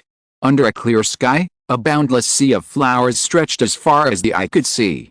Blue sky and white clouds merged with the blossoms in the distance, with no trace of mountains or houses visible. Yellow, red, and purple tulips were in full bloom. A breeze blew, and countless butterflies fluttered. Saoirse's eyes widened, speechless, her smile gradually giving way to shock. She left Yukai and slowly strolled through the sea of flowers. Yukai followed, smiling closely. He had planned today's event after witnessing Saoirse's enchanted expression on the flower boat yesterday. He was teaching Saoirse the true meaning of a surprise, a textbook example. The garden wasn't deserted either. Within sight, there were perhaps 30 or 40 people taking photos, relaxing, and playing. But against this endless sea of flowers, these dozens of people seemed invisible. While admiring the flowers, people were completely oblivious to the people admiring the blossoms in the distance. The tulips here were arranged in layers. Where they stood, they were surrounded by red tulips. Looking ahead, there was a patch of unopened bulbs, further ahead, a lighter red, then purple, and in the distance, golden tulips. Looking back, they could see some cars parked on a 4 or 5 meter wide road. On the other side of the road, red, unopened flowers, pale red, purple, and gold were arranged in this way. The garden had 4 gates, east, west, and north. No matter which gate you entered, you could exit through the opposite gate. The garden formed a straight line, like the Chinese character for 10. The land was truly vast. It seemed as if the horizon stretched as far as the eye could see. Seeing this scene, Saoirse seemed to be filled with childlike playfulness, running and jumping after butterflies, but carefully avoiding the tulips in the ground. She wondered if she'd have to pay for stepping on them. The tulip is the national flower of the Netherlands, but in reality, there are no tulips in the Netherlands. The first tulips bloomed in the Netherlands over 500 years ago, in the 16th century. Today, the Netherlands boasts extensive tulip cultivation, boasting a wide variety of varieties, reaching world-leading quantity and quality.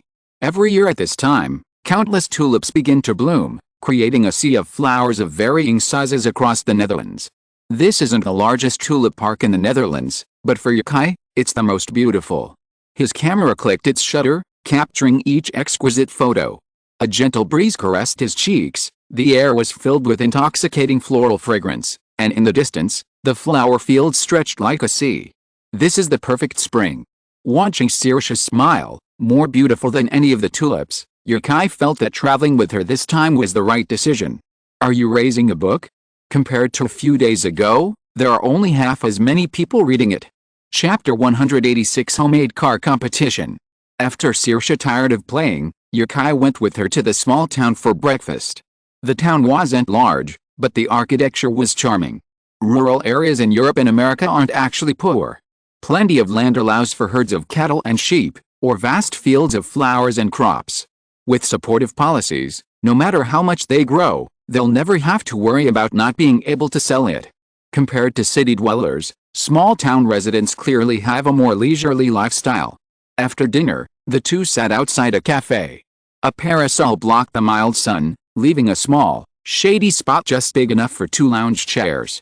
This cafe was quite unique. Their chairs were twice as large as the tables. Leaning back against them made it tempting to stretch. They yawned at the same time. They looked at each other and burst into laughter. Just then, the wooden cart they'd seen earlier rushed over from a distance. Two men in their 30s were operating it. Hurry up. We're going too slow. The cart whizzed past them. The two of them weighed an estimated 400 pounds, and the wheels beneath the wooden cart made a strange noise, straining under the weight. Yukai finally understood what it was.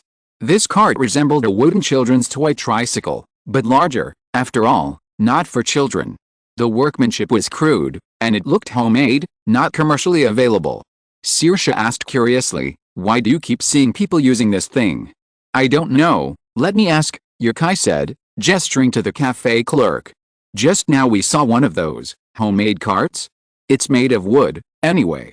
What's going on?" "Oh, sir, it's an event in town. We have flyers in the shop. Do you want any?" "Of course." A stylish flyer quickly appeared in Yukai's hands. It looked modern and youthful, likely aimed at young people. Commemorating the 20th anniversary of the Anando Mountain Road homemade car competition. With the completion of the Oriole Highway, the Anando Mountain Road, which had served us for 20 years, will be closed to traffic on April 19th. After much discussion, we decided to hold this event to commemorate the event. Event details: after the closure of the Anando Mountain Highway, a 15-kilometer stretch will be abandoned. Before it's abandoned, let's have one last hurrah. Join us on your crafted vehicles. Registration deadline, before April 20th. Event start date, April 22nd. Requirements: 1. Homemade vehicle, made primarily of wood, weighing no more than 15 kilograms. 2. Teams must consist of at least 2 people, driver and navigator. 3.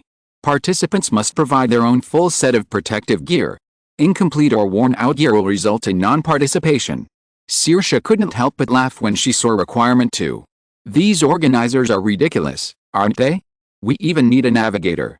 Looks like I need to read the road guide, Yukai joked. Then, upon seeing the prizes, he exclaimed in amazement, "Not bad. Champion, 30,000 euros. Runner-up, 20,000 euros. Third place, 10,000 euros. All participants, a bouquet of tulips. Note, you can give it to your companions. Remember, love can transform a thatched hut into a nest of gold." It was originally a small town event, and the top 3 places were each receiving tens of thousands of euros in prizes, which was already quite impressive. The organizer, presumably the Prescott Town Hall, was quite generous. Finally, seeing the end of the flyer, it was indeed their event. Seeing Yukai finish browsing, Saoirse took it and studied it herself, muttering to herself, "Are there no entry requirements? Or are they open to anyone who meets the requirements?" She glanced at the flyer, then at her boyfriend, and stars welled up in her eyes. "Let's go." "No, it's too dangerous." The Anando Mountain Road was the long downhill slope we encountered when we drove here. It turned out to be closed to traffic tomorrow. No wonder they'd seen someone setting up a checkpoint on the other side of the mountain. Making your own toy car was a huge risk. While the road wasn't steep, it was still dangerous. If Yukai teamed up with others, he'd want to try, but he was a little worried about bringing Saoirse along. Yukai wasn't in it for the prize money, he simply found the event fascinating. "It's not dangerous," Saoirse assured him, extending her hand. "Absolutely not. I swear by my skateboarding experience. Going downhill like this is ridiculously easy. As long as you cooperate well, we'll definitely win. You think it's too easy." Learning skateboarding was useless. The road was full of curves, and a stable steering wheel was essential. This wasn't a one-person competition. It was difficult for 2 people on a wooden board to maintain balance. That's why so many people built their cars that way. They sacrificed speed and agility, but were very stable. One person steered the car in the front, while the other provided power. When encountering a downhill slope, they just crouched behind the car and grabbed the handrails to avoid falling. However, the road was surrounded by land planted with tulips, so any accidents would be minor scrapes at best. Saoirse had clearly set her sights on the championship prize. 30,000 euros was a considerable sum for her. Now without a band, she relied entirely on her parents' savings for all her expenses. In Chinese, as she'd learned, this was called eating up all the mountain. Her understanding of Yukai's finances was still stuck in the past, when his royalties and copyright fees hadn't arrived yet. While not impoverished, they were definitely not wealthy. Yukai hadn't told Saoirse about his current savings. There was no need to. So, Saoirse was angry. Even if you had €1,000,000, 30,000 for the championship was still a lot of money, right? It was like finding something for nothing. Besides, wasn't this event quite interesting? We were just going on a trip, just wandering around. Boring. Saoirse couldn't hide her emotions. When she was sad, she felt like a frost-bitten eggplant, completely drained of energy. Yukai's persuasion was ineffective, and since he wanted to play too, he finally relented. Okay, let's go sign up. Really? That's great. She turned back to look at Yukai's expression, as if she were looking at a repentant prodigal. Don't worry, we'll definitely win the championship. Let's go sign up and start building the car. As long as you're happy. The registration location was at the city hall. When registering, Yukai asked the staff if there were any stores that sold armor. The staff member filling out the form casually pointed outside and pointed to a bicycle shop. Just looking out from here, you can see 2 bicycle shops. Okay, Yukai's question was a bit silly. Of course, a bicycle shop would sell armor. Chapter 187 Familiar Icons. This time, registration was to confirm the number of participants. They were handed a blue number plate with white lettering and told, attach this to your car on the day of the competition. During the competition, they would undergo an inspection to confirm the condition of the vehicle and the proper protective gear of the participants. Due to their upbringing, foreigners tend to be more adventurous, and you can often see videos of them committing suicide on websites. But that's just individual behavior. Now that this event is officially sponsored, all necessary precautions must be taken. Regardless of the fact that Yukai and Saoirse were both foreigners, registration went smoothly. Saoirse, holding her number plate, looked as happy as if she had won a prize of tens of thousands of euros. Are you happy now? Yes, I am. Saoirse's bright smile spread, and with a wave of her hand, she directed, let's go find some wood and make a Prince Charming. Where do you want to go? Come back to Amsterdam with me first. What for? Saoirse asked. Yukai said, did you forget we bought tickets for the Van Gogh Museum yesterday? Of course we're going back to visit the Van Gogh Museum. Besides, we can't just chop wood randomly, so let's go find a hotel. Why a hotel? Will they help us find wood? Of course they will, Yukai said. Foreign shop assistants and waiters are incredibly versatile. If you pay enough, Yukai thinks they can even get you a submachine gun, let alone a small piece of wood. We took a different route back to Amsterdam, but traffic was still sparse, as if the Dutch didn't travel far. In the city, more people still chose bicycles. Even for distances of dozens of kilometers, they still chose to ride bicycles. If the Dutch came to China and cycled the Sichuan-Tibet Highway, it would surely be easy, their physical fitness wouldn't be a problem. However, whether the Dutch, who live at a lower altitude, could adapt to the plateau was a question. The sports car continued to roar along the road. It took about the same 40 minutes to get back to Amsterdam. In the city, the speed of a sports car was unrealistic, even the fastest cars were subject to traffic rules. After parking at the hotel, Yukai approached the waiter with his request, and received a positive response. You'll definitely see what you want before dark, sir. The words felt a bit like a risky bargain. After a brief rest in the hotel, the two of them headed towards the Van Gogh Museum an hour later. Yukai walked with a constant admiration for his predecessor. Yukai wasn't impressed by many Western oil paintings, but he loved Van Gogh's. Sometimes he found them grotesque, but upon closer inspection, he saw the extraordinary expression revealed in his brushstrokes. Impressionism was one of the few oil painting schools Yukai could understand. They advocated stepping outside the studio to sketch in the fields, the countryside, and the streets, striving for a realistic portrayal of nature. Their understanding of light translated into vibrant, fresh, and vivid works on canvas. Scanning the QR code, they entered the Van Gogh Museum. Several floors were mostly filled with Van Gogh's works, and that was precisely why Yukai had come, urging Saoirse to head straight for his most famous paintings. Sir? Yukai was stopped. Looking at the attractive staff member, Yukai asked, hello, what can I do for you? Would you like to rent this audio guide? It's only €5. Thank you, I just need it. Looking at Saoirse, she quickly waved it off. She wasn't particularly interested in the paintings, she was just here to browse with her boyfriend. There were quite a few people, with 10 people surrounding each painting, and twice as many for more famous ones. The audio guide explained each painting's era, the social context of the time, and Van Gogh's mental state. After a long stroll, Yukai's favorites were actually the works Van Gogh created during his mental illness and treatment. The colors are bold, red and green. Which painter would dare challenge such a color scheme? The museum also includes a handwritten note from Van Gogh to his brother. Following the timeline, one can see Van Gogh's rise to success, from his earliest sketches to his first introduction to Impressionism from his brother. The success he refers to is after his suicide. It seems most painters achieve fame after their death, with prices skyrocketing. So what about his own paintings? He still has relatively few. He'd only ever painted one seriously, and it still hangs at home. Yukai, wearing headphones, browsed through the paintings one by one, losing track of time until Saoirse tugged at her shirt and whispered in his ear, "We should go home." Only then did Yukai notice the passage of time. He glanced up and saw it was almost 6 o'clock. "It's already been 4 hours. You must be getting impatient." Saoirse didn't look at paintings much, so she just followed him around, sometimes checking her phone when bored. But 4 hours was still a long time, and Yukai felt truly sorry. He started with his favorite paintings, but by the end, there weren't many left. So, Yukai returned the guide to the museum and took Saoirse out for lunch.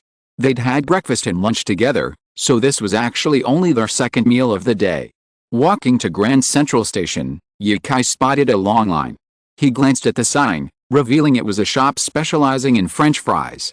It was called Mannequin Pies. Dutch fries are famous, and with such a long line, they must be delicious.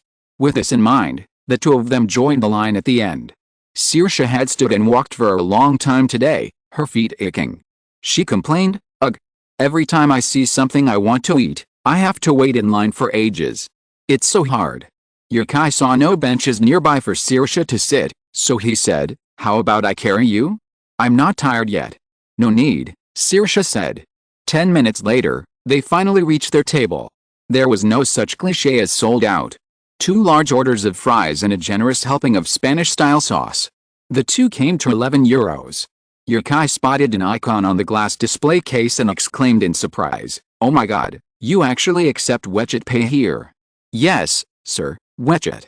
"Are you Chinese?" "Yes." He handed Yukai his order and said with a smile, "Have fun in Amsterdam then." Yukai stepped out of the crowd and said, "They actually accept WeChat Pay here. Is that the social app you use back home? Wow, that's amazing." Seeing WeChat Pay in a place like this, Yukai felt a strange sense of pride. Seeing that Saoirse was no longer in the mood to go shopping, she walked towards the hotel. On the way, she saw a bench and rushed over to sit on it as if she had seen a family member. She untied her legs and let out a comfortable giggle. She took the French fries from Yukai, who had just walked in, bit off a piece, and said to Yukai in surprise, Try it, this is really delicious." Chapter 188 Go. "You ate it. You must try it, it's delicious." Hearing Saoirse's words, Yukai also picked up one and tasted it. The fries were large, with an incredibly crispy texture. Paired with the equally top-notch sauce, the flavor was truly different from anything Yukai had tasted before. When he returned to the hotel, the waiter Yukai had contacted immediately came over and said, "Sir, I found what you need, but I can't find the tools." "That's okay, thank you." He could go back to town and see if he could borrow the tools from someone else's house. The process wasn't complicated anyway. Aesthetics didn't matter, as long as it was safe and stable. Yukai had requested a meter-long plank of wood. The waiters would never dare place something so conspicuous in the hotel lobby. So they followed him to the stairwell between the first and second floors. Behind the wooden door was a small lounge where the 2 planks and the rollers Yukai had requested were stored. Despite its small size, the lounge was bright and well lit, with a unique design that made excellent use of every available space. Many ordinary white-collar workers in first-tier cities probably dream of having a room like this. "Is this your lounge?" "It's quite nice," the waiter said with a smile. "Our hotel was converted from a college. The design alone cost tens of millions of euros, so it's certainly better than some smaller hotels." Saoirse carried the wheeled bag while Yukai carried the wooden planks back to the room. Staying in a hotel that cost a few €100 a night, Yukai pondered how to do carpentry work. Before coming to the Netherlands, Yukai would never have imagined such a scene, it was so incongruous. Saoirse enthusiastically studied the design of a 2-person wooden plank cart, looking up the blueprints on her phone and then slowly refining it. She had just said she was tired and wanted to sleep, but when she finally rested, she felt quite rested. Yukai showered early and went to bed, browsing the latest domestic and international news on his phone. He sometimes found some of the confusing human behavior quite amusing. The advent of video recording has truly made the world full of fun. At that moment, Joey, far away in Africa, sent Yukai a message. Knowing Yukai could understand, she didn't translate it, simply saying, "A Chinese tourist was shot dead in Zambia." Yukai clicked on the image. The news had reported that a Chinese man had been shot and killed, and the suspect was on the run. Joe, a Chinese man, was traveling alone in Africa. He was shopping when a black man, overdosing on hallucinogenic drugs, attacked passers-by with a gun. Joe, unable to understand the warnings given to him due to his poor English, continued walking. He then encountered the man, who had lost his target. This had happened the night before. Could this not be one of his fans? Yukai wondered. People traveling to Africa generally go to North Africa, which is safer. South and Central Africa are rarely visited, and Zambia receives even fewer tourists each year. Chinese people used to go abroad to seek wealth. The first Chinese tourist Joey saw in Zambia was Yukai. This made Yukai wonder if this man had gone to Africa because of him. If so, he felt a tinge of guilt. But every time Yukai live-streamed abroad, he warned his fans not to go out at night. Sighing, Yukai looked at Saoirse, still happily crouching on the ground, and chose to forget the matter for the moment. He said to Joey, "Be safe." An understanding emoji arrived. An hour later, Saoirse, finally tired, took a shower, and prepared to rest. It was night. The Dutch sky was as black as ink, the stars dotting it like silver dust. If each star truly represented a soul on Earth, how many souls would be extinguished and how many would rise tonight? Saoirse's arm rested on Yukai's face. A sour feeling lingered in his nose. Opening his eyes, Yukai gazed at the brightening sky outside the window and pushed Saoirse's arm away. Listening to the cries of waterfowl by the canal, Yukai felt as if he were back home in Dublin. The hotel's breakfast was quite generous, served from 6 to 11. If you wanted to save a meal, you could go after 10 and grab a quick bite. But anyone staying here shouldn't be short of money for a meal. In her sleep, Saoirse murmured, "Champions, we're champions." Yet, she gently kissed her prize, the soft texture perhaps sensing something was amiss. She opened her bleary eyes and saw Yukai, stifling a laugh beside her bed, his phone pointed at her. "Up so early." Saoirse woke up and saw Yukai, clearly having completely forgotten everything in her dream. A few minutes later, Saoirse became lively again. "When are we leaving for that town? Are we staying there tonight?" Yukai put away his phone and said, "We'll leave after dinner. The rental company is on their way, so I'll get a different car." "Well, a regular one will do." The free breakfast was actually quite sumptuous.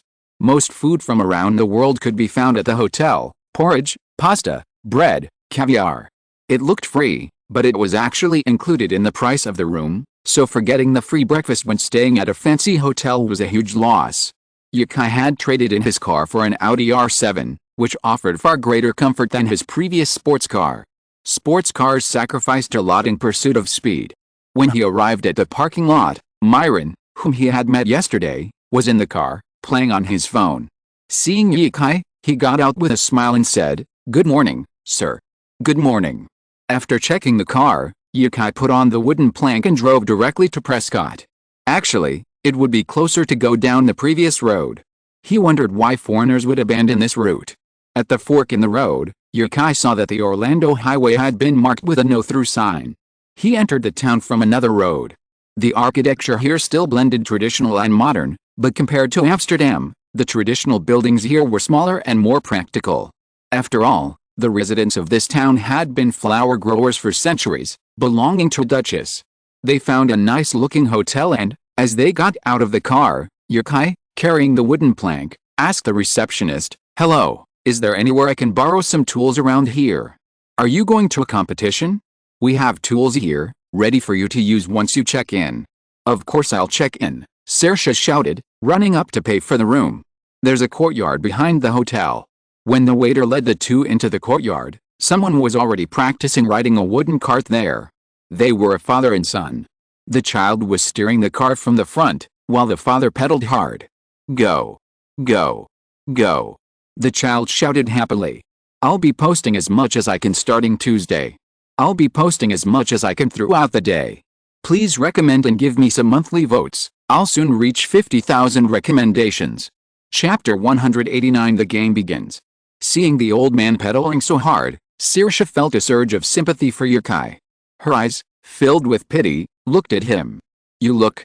Yukai and Saoirse were playing around until someone asked, "Are you guys here for the competition, too?" The voice was childish. It was the child. She was about 10 years old, with brown hair and blue eyes, and looked incredibly beautiful. If you compare white people to Asians, a 10-year-old white child would likely outshine an Asian child of the same age. Most white people are beautiful and handsome when they're young, but they definitely don't have that same youthful charm when they grow up. The opposite is true for Chinese people. Their appearance isn't obvious until they're 15 or 16. The little girls I looked down upon in high school are now incredibly beautiful, aren't they? Men aren't compared. Saoirse said, "Yes, kid, what's your name?" "My name is House Kennedy. You can call me House, or Little Kennedy.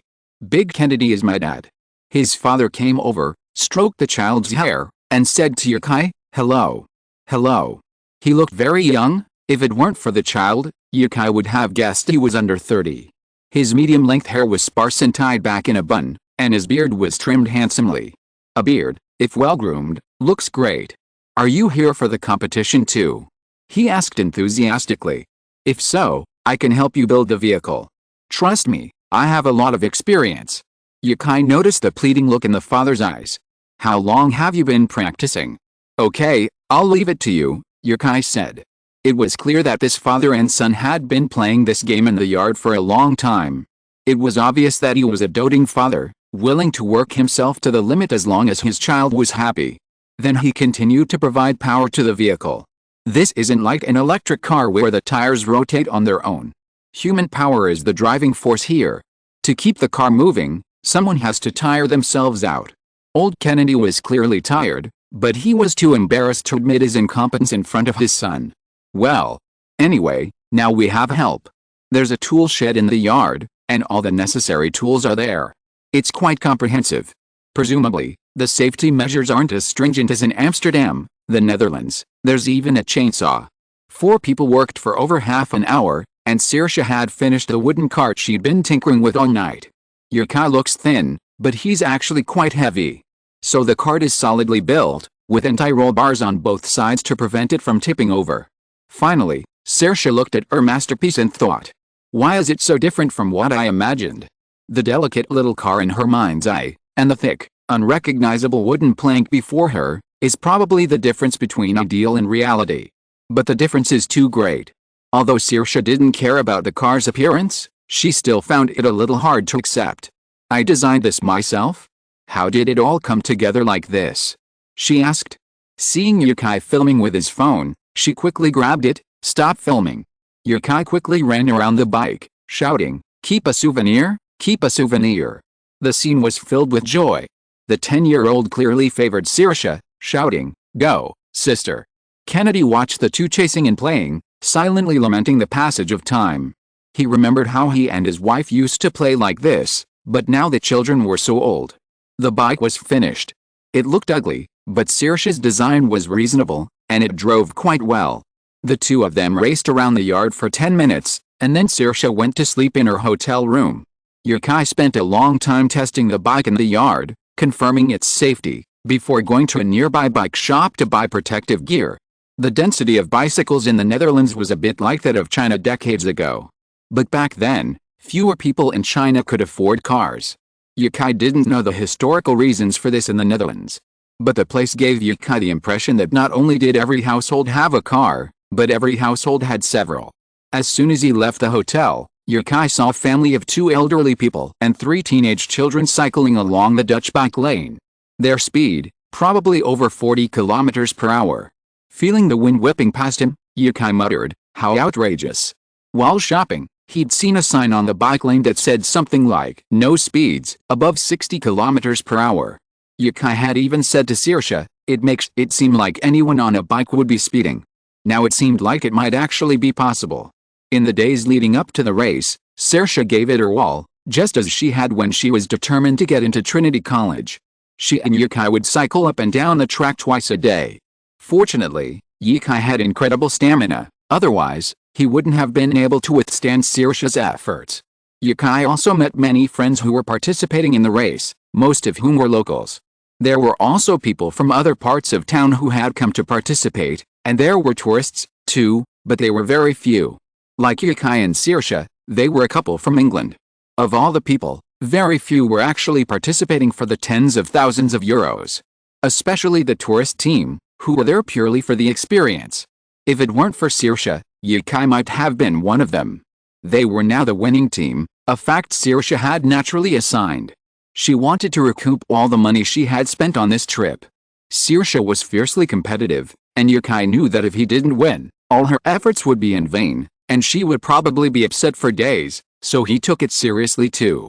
Participation was important, but winning was undoubtedly the best. On the day of the competition, Yukai drove to the starting point of the abandoned highway. Even parking was difficult to find, so everyone had to queue up in the closed-off section of the highway. If a car approached from behind, the one in front couldn't move.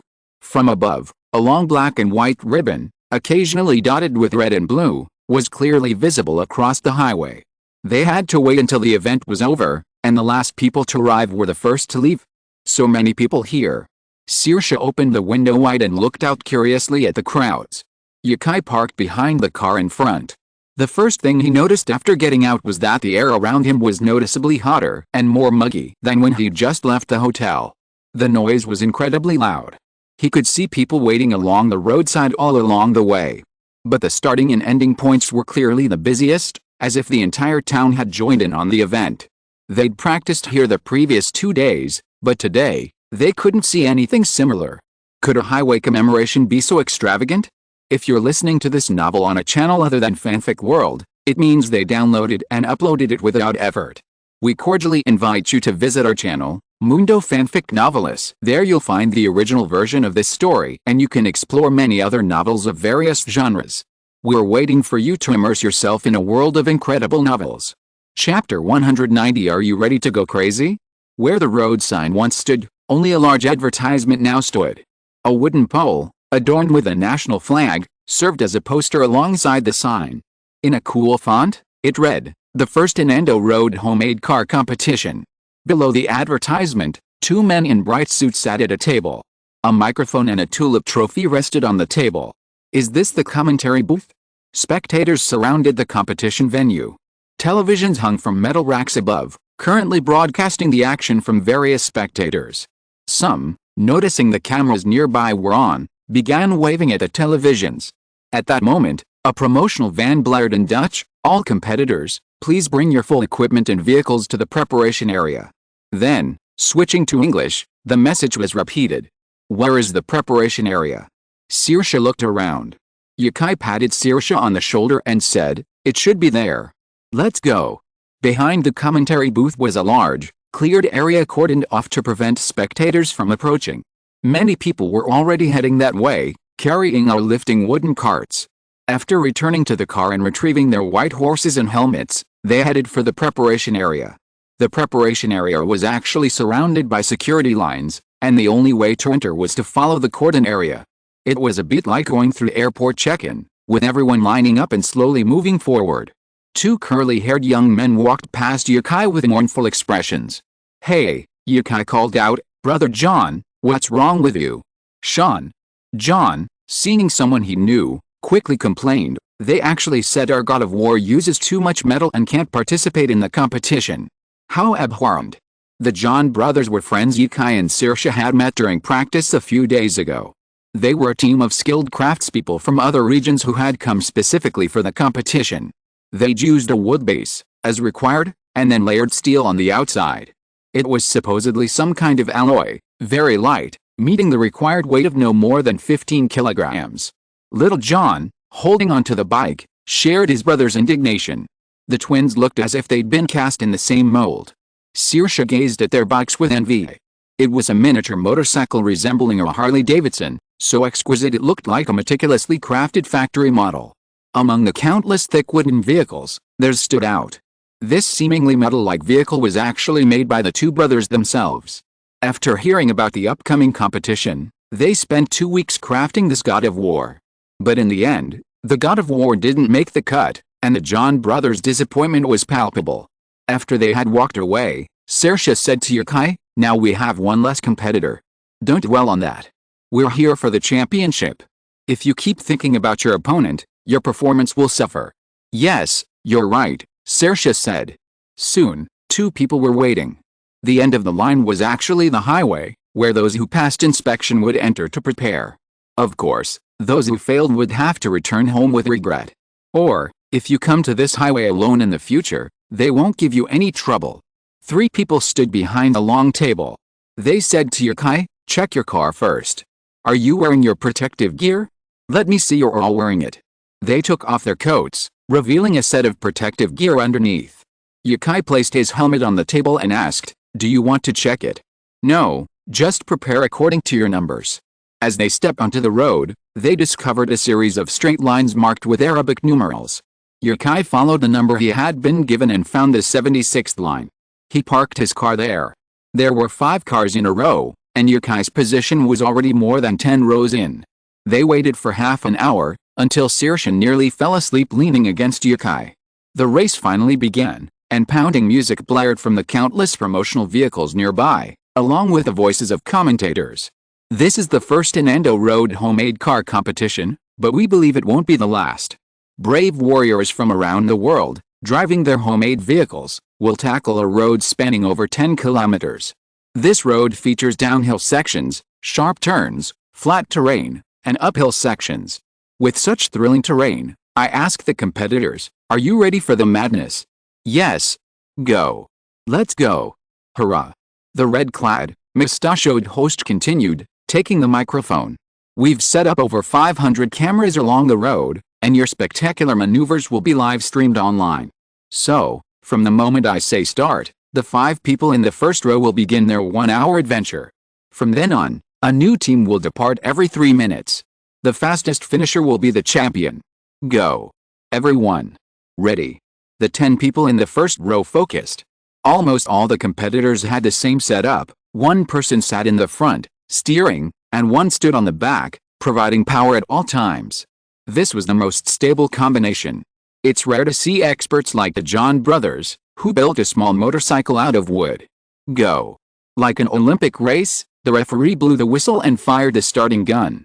The 5 cars in the first row rushed out simultaneously. Those behind them, like skateboarders, exerted all their strength to gain initial speed. This was an uphill slope. Whoever reached the top of the slope first would gain the initial advantage. The spectators cheered loudly as the race began. The Dutch seemed to love this kind of motorsports, no wonder the organizers were ambitious to expand it. If this race was successful, even more people would participate next year, and maybe even helicopters would be filming. Yukai and Saoirse looked nervously at the people in the first row. No matter how much practice you do, you'll never feel the same as a real competition. Even someone as calm as Yukai would feel his breathing increase, and he get nervous during the race. The 5 cars accelerating at this moment were even more nervous than the spectators. This peak was actually a threshold. Beyond it, there would be a long downhill section. Whoever reaches the top first will be the first to enjoy the acceleration of the downhill descent. This acceleration can easily create a gap between the other vehicles. The commentator looked at the list in front of him and said, "Currently, contestant number 3 is in the lead. They're tourists from Rotterdam. Both are 26 years old. Oh, look at their muscles. They're probably strong contenders for the championship." Chapter 191 White Horse and Whirlwind.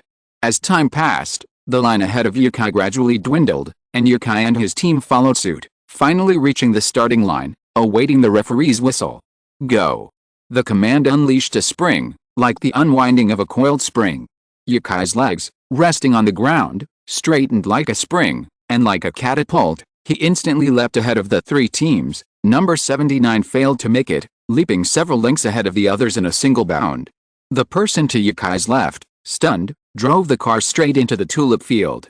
The referee roared passionately, "What?" Number 75 actually drove straight towards the beautiful tulips right from the start. "It seems they love yellow tulips just as much as I do, but this isn't the right occasion." Another person summarized, "Number 75 went down early for match fixing. Look, number 78 is so fast." Glancing at number 78's information, he continued, "Wow, one of these two is a beautiful girl from Ireland, and the other is a handsome boy from China. Let's start by wishing this couple well." A Chinese boy falls in love with an Irish girl, and they come to the Netherlands when the tulips are in bloom? Oh, how beautiful. Countless viewers envied this kind of relationship, especially the fleeting image of the handsome face on the screen. The handsome man and the beautiful woman were a perfect match. When will I ever find a partner like that? The live stream was still relatively small, but envy still filled the screen, with only the occasional congratulatory message or two. As for Yikai, he was already miles ahead of his peers. In terms of explosive power and endurance, Yikai was arguably more powerful than anyone else here. His seemingly frail body possessed unimaginable energy. He could definitely move 100 bricks at a time. Yikai wasn't actually tired. Saoirse had taught him the art of skateboarding. With one foot on the wooden cart and the other pushing against the ground, it wasn't much different from skateboarding. So, every practice session felt like skateboarding to Yikai. Playing, of course, didn't feel tiring.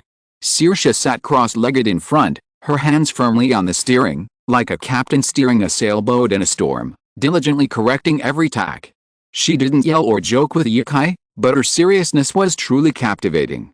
Yikai handled the uphill climbs, Saoirse the downhills. When Saoirse got serious, she was formidable. The desire to win drove her to do her best at every task. She believed in Yikai. If there was one person in this world she had to trust without a reason, Saoirse felt it had to be Yikai. The audience could only watch as Yikai and Saoirse's white horse passed by them at a low altitude, the fierce wind whipping up a cloud of dust that swirled across the ground as they passed. Saoirse had experienced downhill racing before, and Ireland has plenty of long slopes like this, so her initial assertion that they could do it wasn't blind confidence. They barely needed to slow down. Uphill curves were controlled by Yikai himself, and downhill curves required coordination to create centripetal force, allowing them to negotiate them quickly. It wasn't a downhill slope, but it wasn't particularly steep. It took over 10 kilometers to reach the surface of a relatively low mountain. How steep could that be? So, despite their high speed, they were always under control.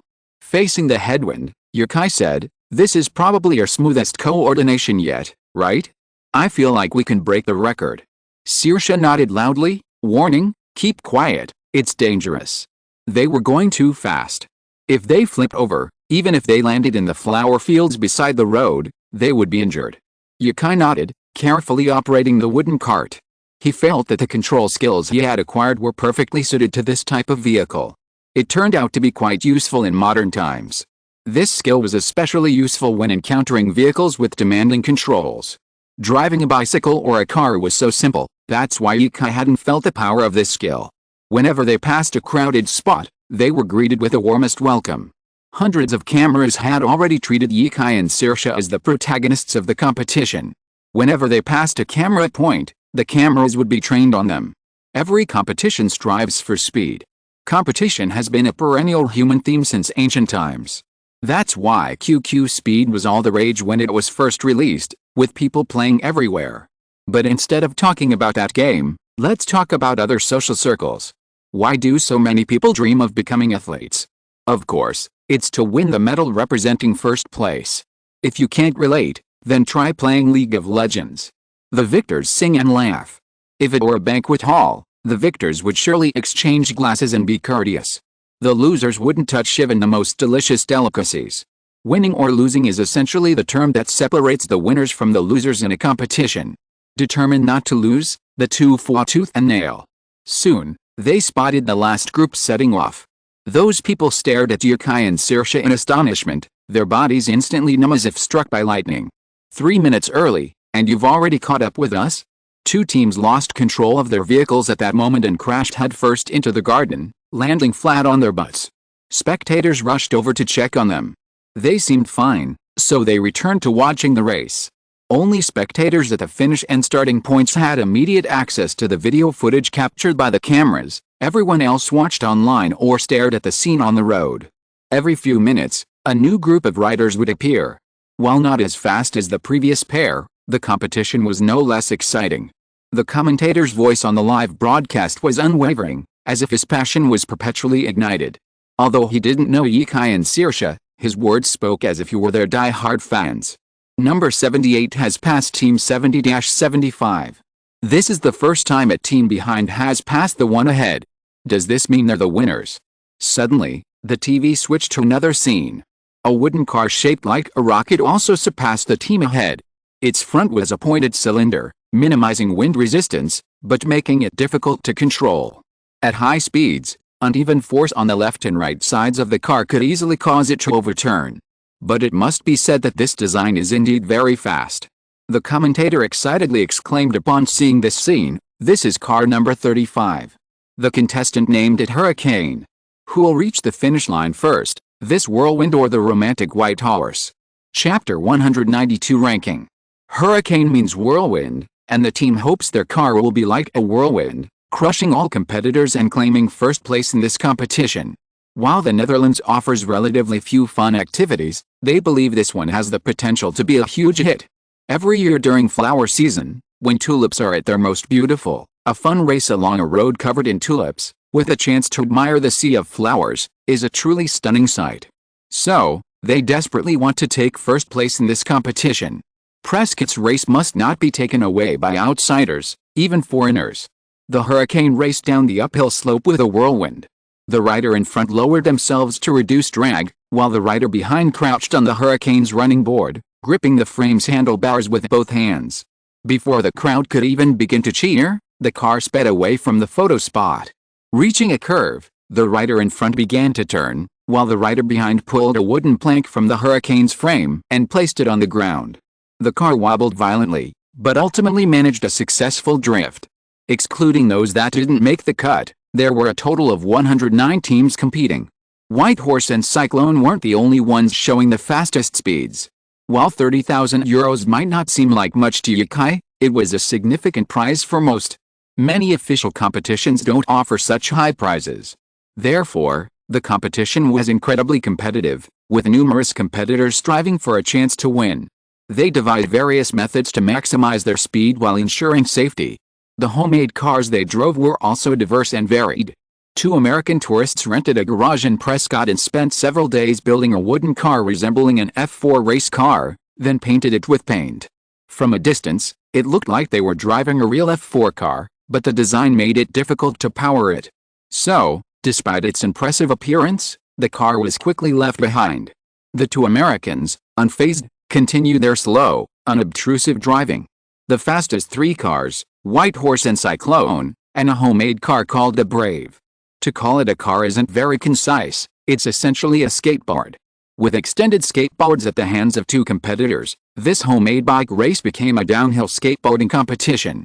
Forget 15 kilograms, the skateboards probably weighed less than 3 kilograms. Their movements were synchronized, from squatting to controlling their center of gravity and direction. They were incredibly familiar with the terrain. Yukai and Saoirse saw them every time they came to practice. The Brave One and the eliminated twins were their strongest opponents. They hadn't yet realized there was a car called the Tornado, which was just as fast. These 3 cars had become the focal point of the competition.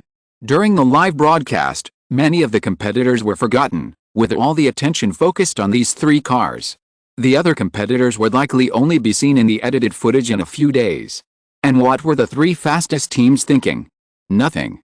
Only one thought, to feel the airflow and chase it. In the cycling, skateboarding, and even roller skating communities, there's a term called DH, which stands for downhill.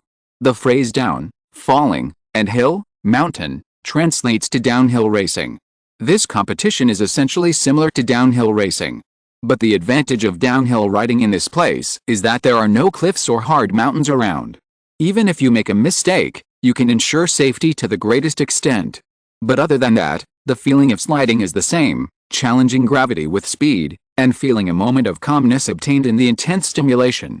I believe that many people who have driven bicycles in open areas or speeding on highways with few vehicles can easily understand how Yukai feels now.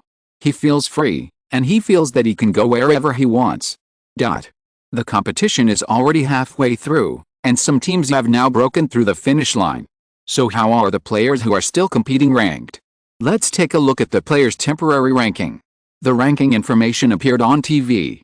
We recorded the time it took for each car to cross the center line in the middle of the track. The fastest one right now is number 35 Tornado. Tornado looks like a rocket and its speed is also like a rocket. It crossed the center line in just 11 minutes and 39 seconds, and has now surpassed all the players in front of him and reached the finish line first.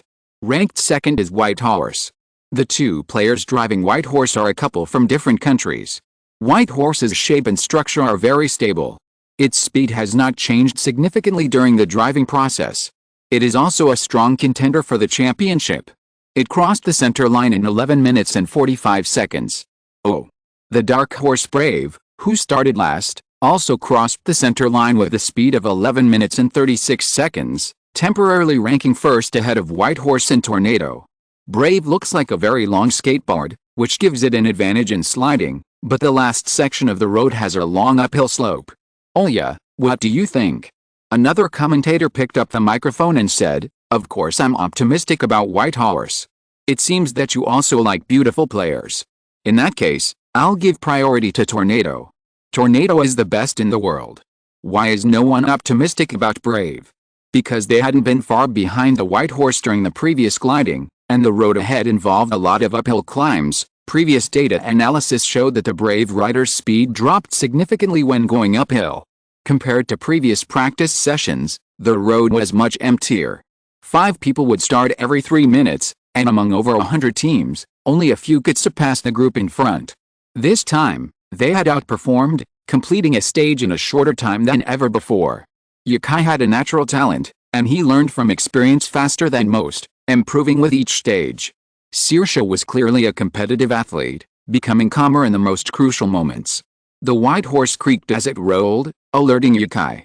Was the White Horse, hastily constructed, about to disintegrate here?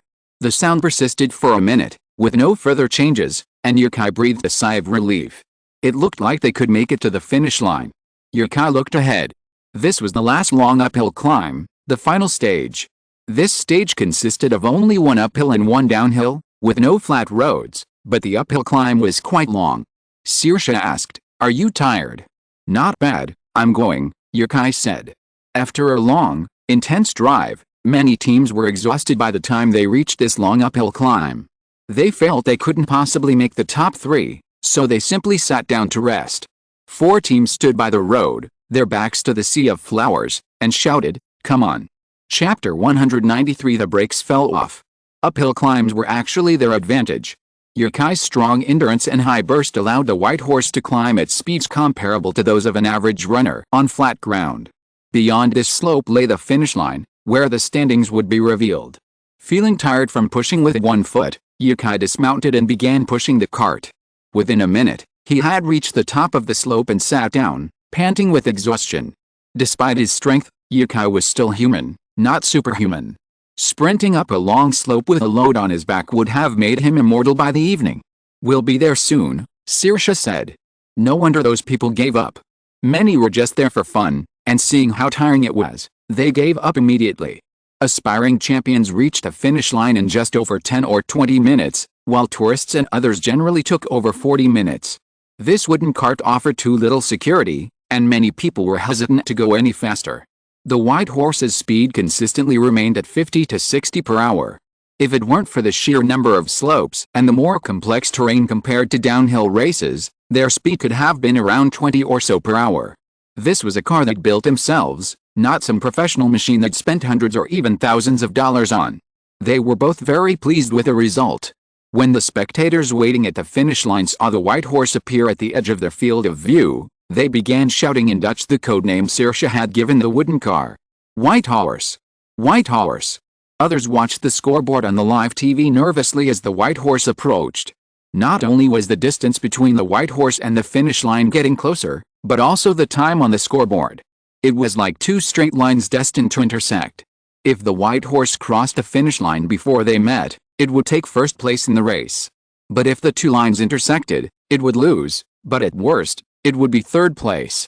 Although the commentators were invisible, their passionate voices could still be heard on the TV or over the speakers. "You're the man." Another commentator, rooting for the Tornado, was also cheering on the White Horse, shouting, "Go for it." Their guesses and bets were all for fun. Even if they had their favorites, their words wouldn't express any bias.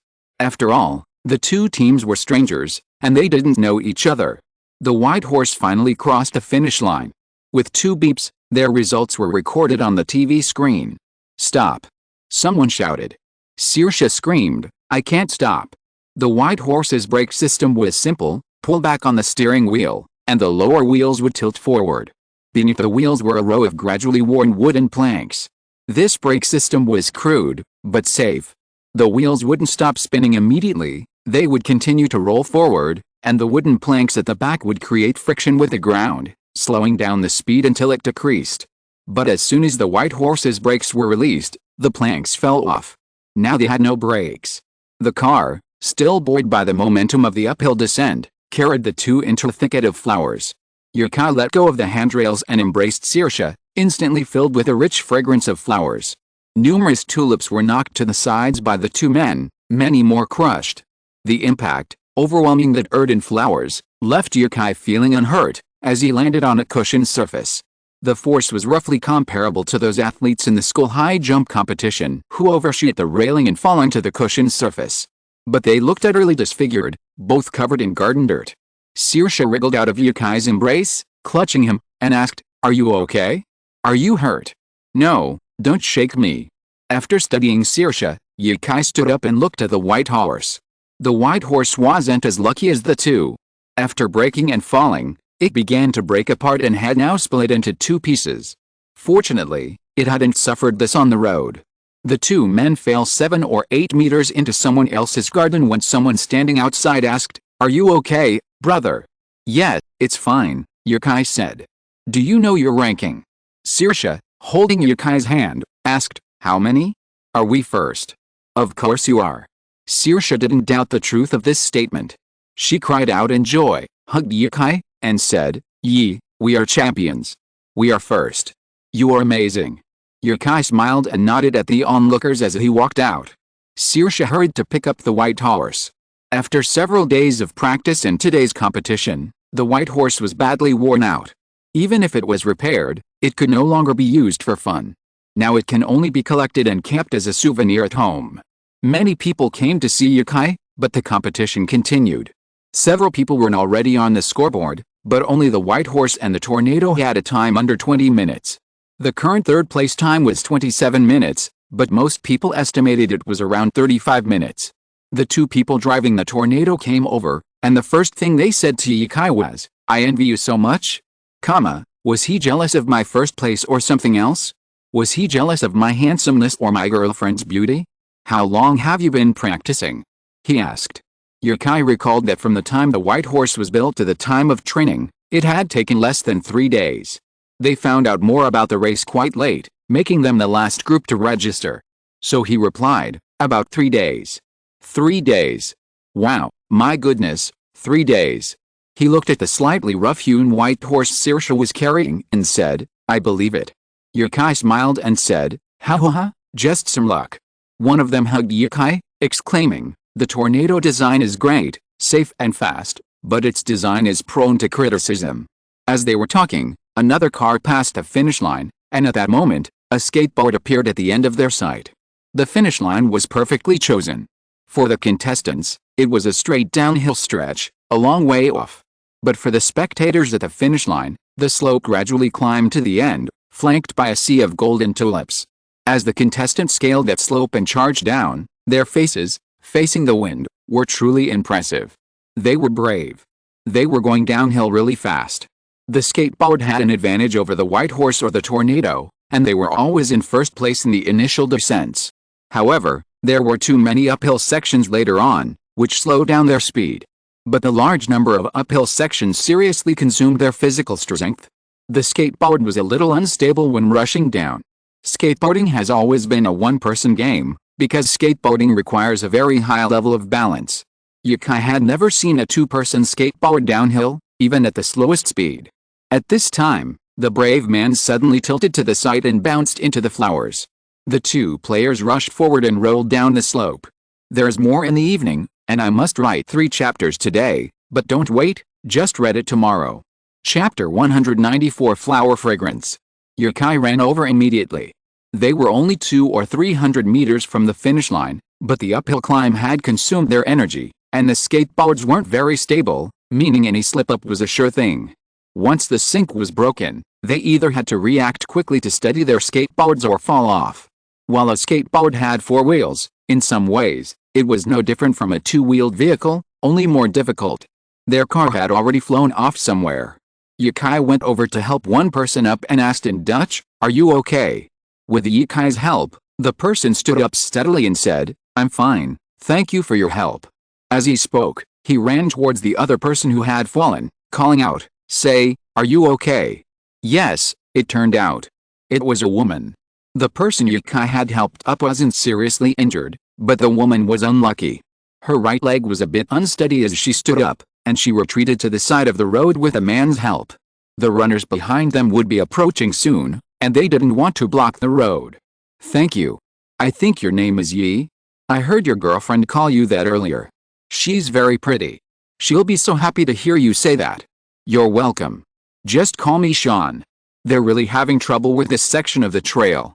It's a bit difficult going uphill. Even Yukai was struggling, let alone the others.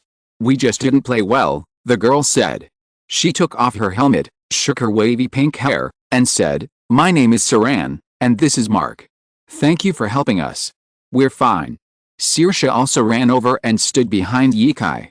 Seeing that it was a woman under the helmet, she said, "I always see you wearing helmets. So you're a girl." Saran smiled. Mark nodded and asked Saran, "How do you feel?" "It hurts a little.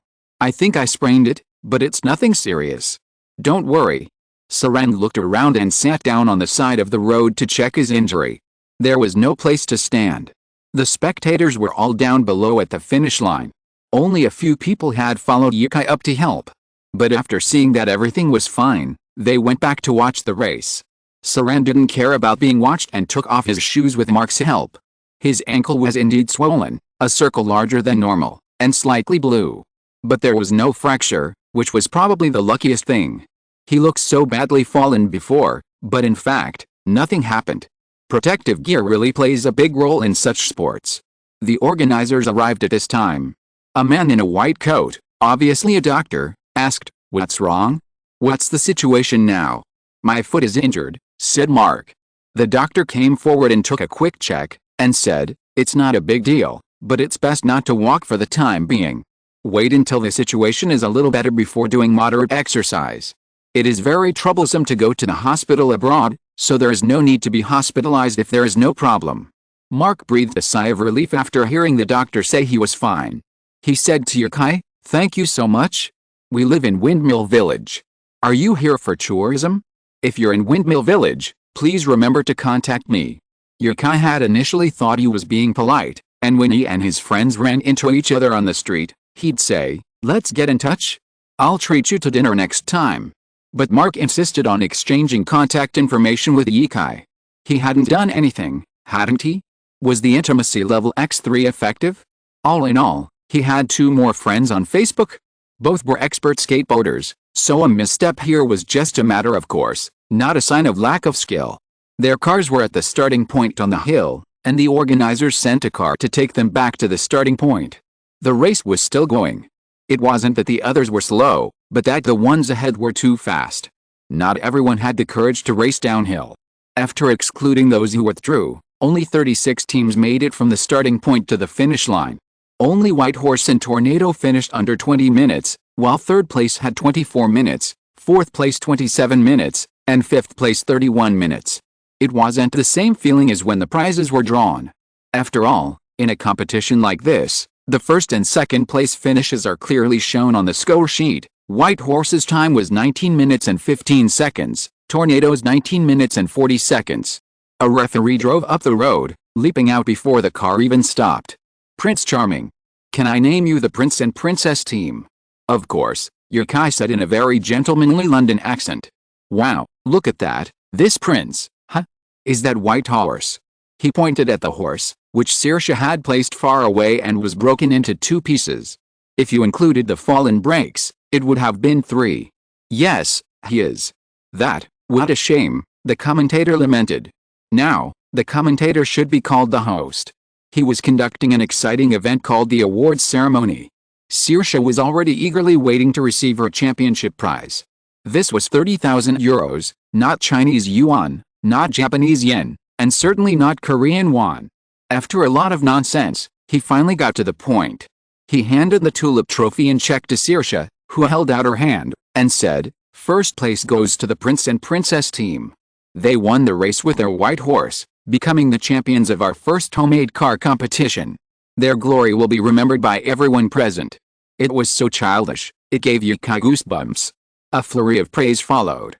The audience, probably bored out of their minds, joined in the fun, shouting. An accompanying reporter took photos with his camera. Yukai, reflexively thinking about the angle the reporter was aiming for, shook Saoirse's hand and raised it. Saoirse looked at Yukai, bewildered. The moment was captured by the camera. "What are you doing?" Saoirse asked. "Nothing, someone's taking pictures," Yukai said. Saoirse looked out at the crowd and tightened her grip on the check she had just handed out. The two runners-up also waved their arms at the crowd. They didn't have a trophy, only a 20,000 euro prize. But the cheers they received were even louder than Yukai and the others. This is home field advantage. It seems these two people live in this town. No wonder I never saw them during practice. It turns out they're already familiar with this road, hiding at home to prepare their ultimate moves. After a carnival, the town returned to its former state, filled with birdsong and flowers. The tulips that were damaged by many contestants were also purchased by the organizers and given to the participating contestants. Yukai and the other contestant also received a tulip, golden yellow and exuding endless fragrance. This smell will probably linger in their memories forever. Chapter 195 Windmill. 30,000. 30,000 euros. Ha ha ha. Saoirse rolled around on the bed with a check, occasionally letting out a few suggestive kissing noises. She was a real money grubber, but that didn't let her know how much the hotel cost per day. "Saoirse, is there anywhere else you'd like to go?" Yukai asked. "I don't know. What about you?" Yukai suggested, "How about we go to Windmill Village? I heard all of Windmill Village's resources depend on windmills, with over 800 of them." Saoirse gazed up at the sky, thinking for a moment before asking, "Then what?" "What then?" "Then we can see the scenery, the windmills. Besides, don't Saran and Mark live in Windmill Village?" "Oh." Saoirse suddenly realized. "Why didn't you just say you wanted to go see them earlier? When can we go?" "We can go skateboarding with them." "Now." "Today?" "Not today." "What are you going to do?" Yukai asked. Saoirse waved the check in her hand and said, "Of course I'm going to spend it. With such a big bonus, you can buy a lot of clothes. Haven't you always wanted to buy a lightweight camera? Have you done that?" "A long time ago." 30,000 euros for photography equipment wouldn't buy you much, and Yukai isn't too particular about photography equipment these days. He uses his 5D for better photos, and now he often carries the A7R2 he bought a while ago. It's not expensive, but the results are excellent. It all depends on who's using it. Many people with equipment worth hundreds of thousands of dollars can't get the same results as Yukai's phone. Saoirse had been worried about whether this trip would cost too much. With these tens of thousands of euros, they could finally let loose.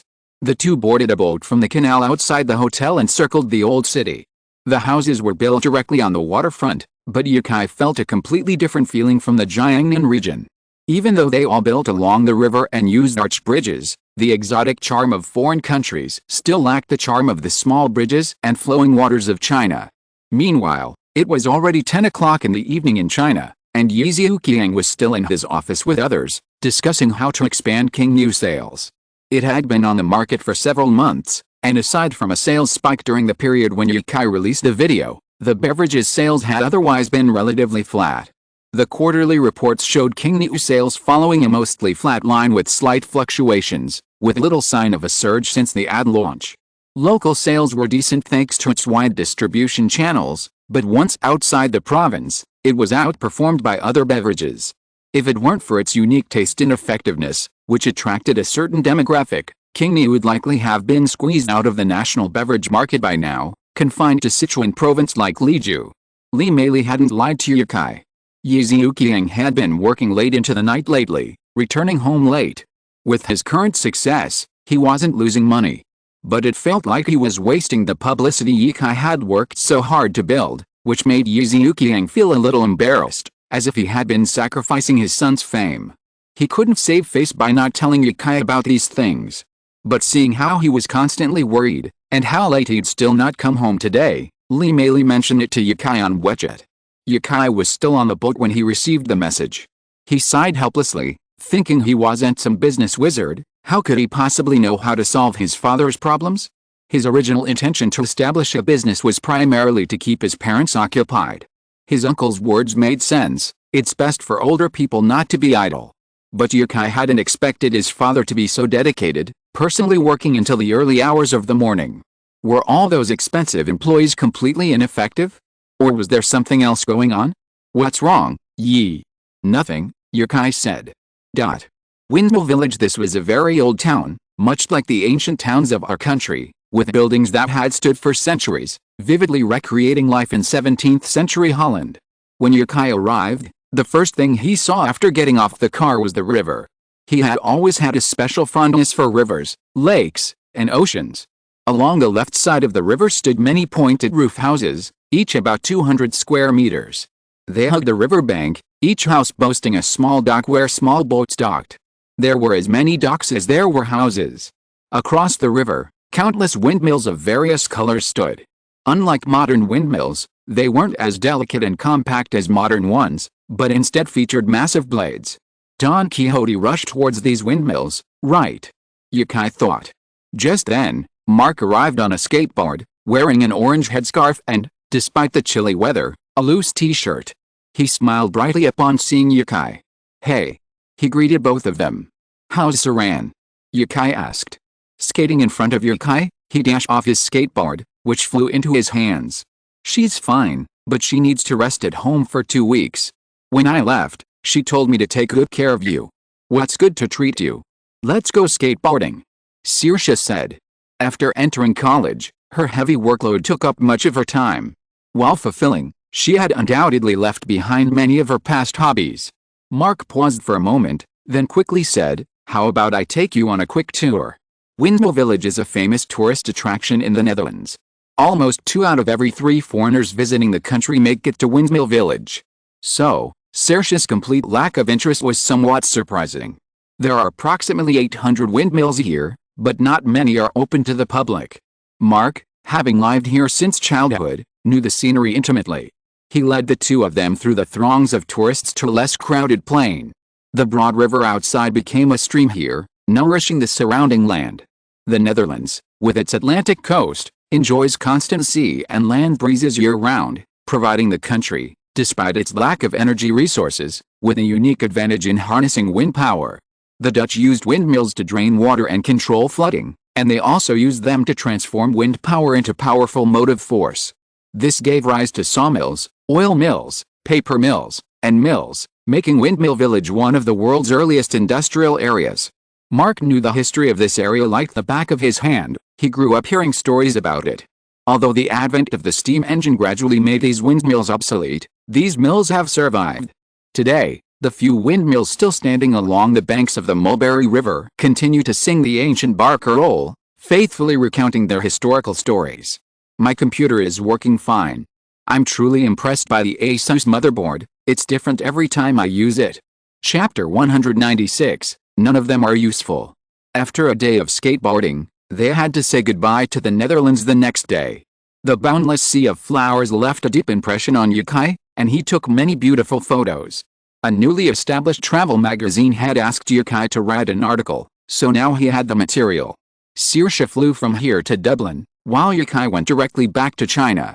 After a day and a night of flying, Yukai did not stop, but rented a car at the airport and drove back to Sweet City. How could his father not rest all day and all night? He was so old, he had to persuade him. Besides, a career is not achieved overnight. It is normal for a catering company to have no customers without 3 to 5 years of accumulation. After parking the car in the underground parking lot, Yukai took the elevator to go home with his luggage. Hearing a knock on the door, Lee Meili opened it and saw Yukai. She asked, "When did you get back?" "Just now." Yukai carried his belongings into the house, put them in his room, and asked, "Is my dad still at the company?" "Yes, he slept for a few hours last night and then passed away."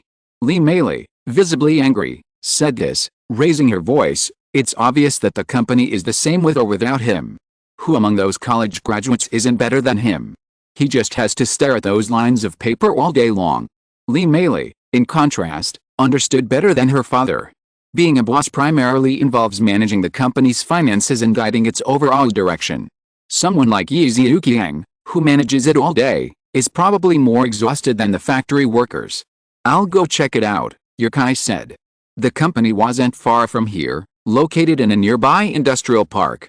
It was still relatively empty, with few factories. Entering the park, you'll see a large number of vacant new factory buildings. Lush green trees lined the road.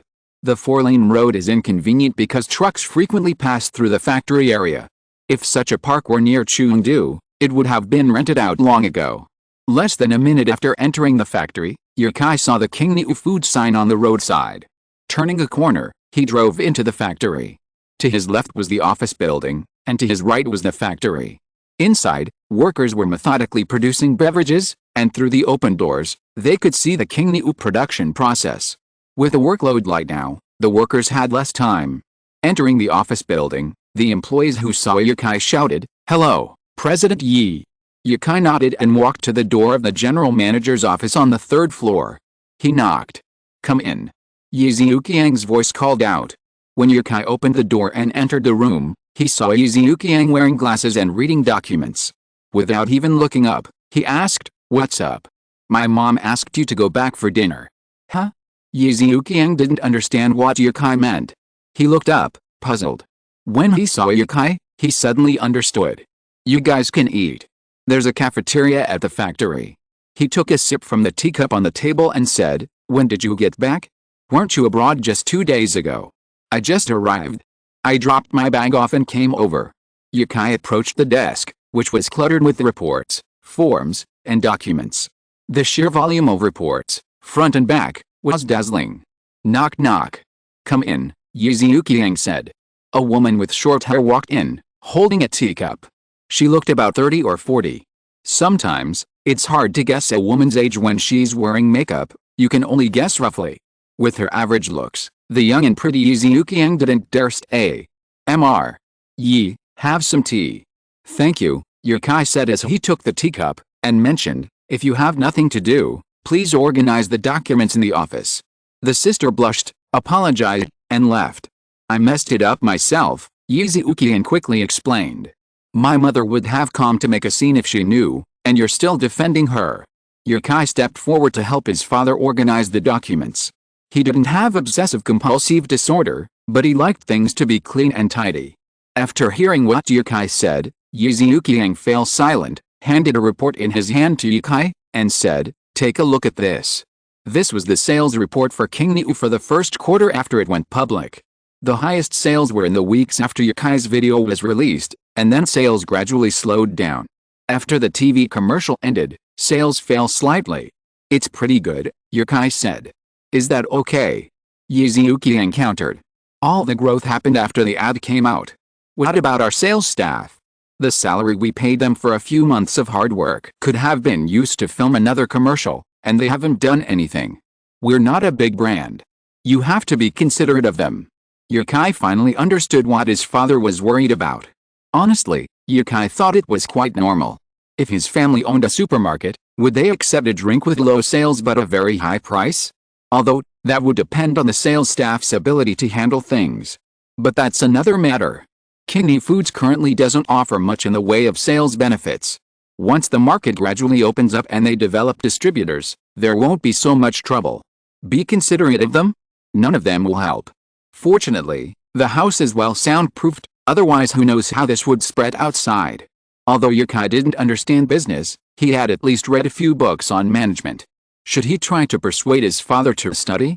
But his personality probably made it difficult for him to study properly. "Forget it," Yi Ziyuqiang sighed. "I'll see them tomorrow. Let's go back and eat first."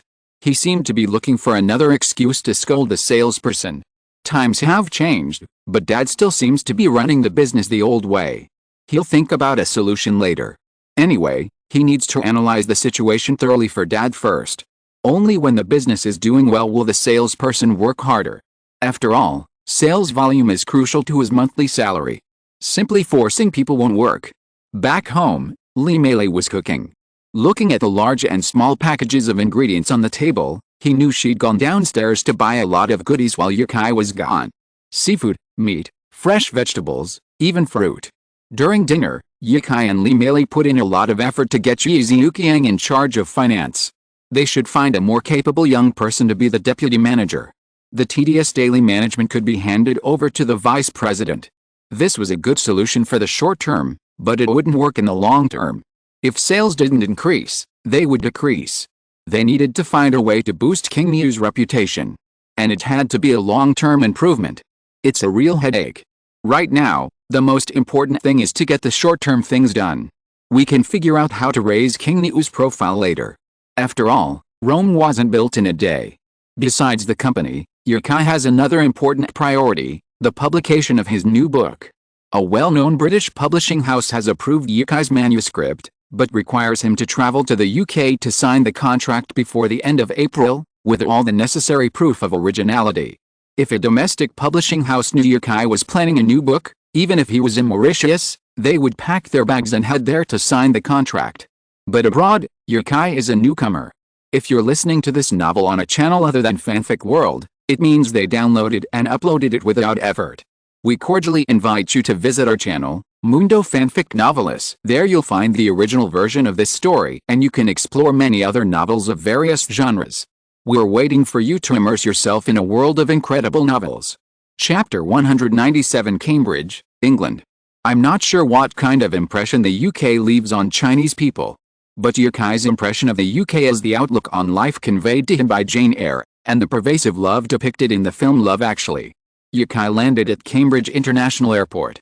He had 330,000 yuan in hand. He was deeply impressed by British airports, having seen Love Actually 5 times. Whenever he felt the uncertainty of life and the difficulty of making it through, he would think of the airport immigration gate. Yukai walked out of the airport alone, carrying his luggage. He saw the same things he saw in the film, hugs from loved ones, passionate kisses from lovers.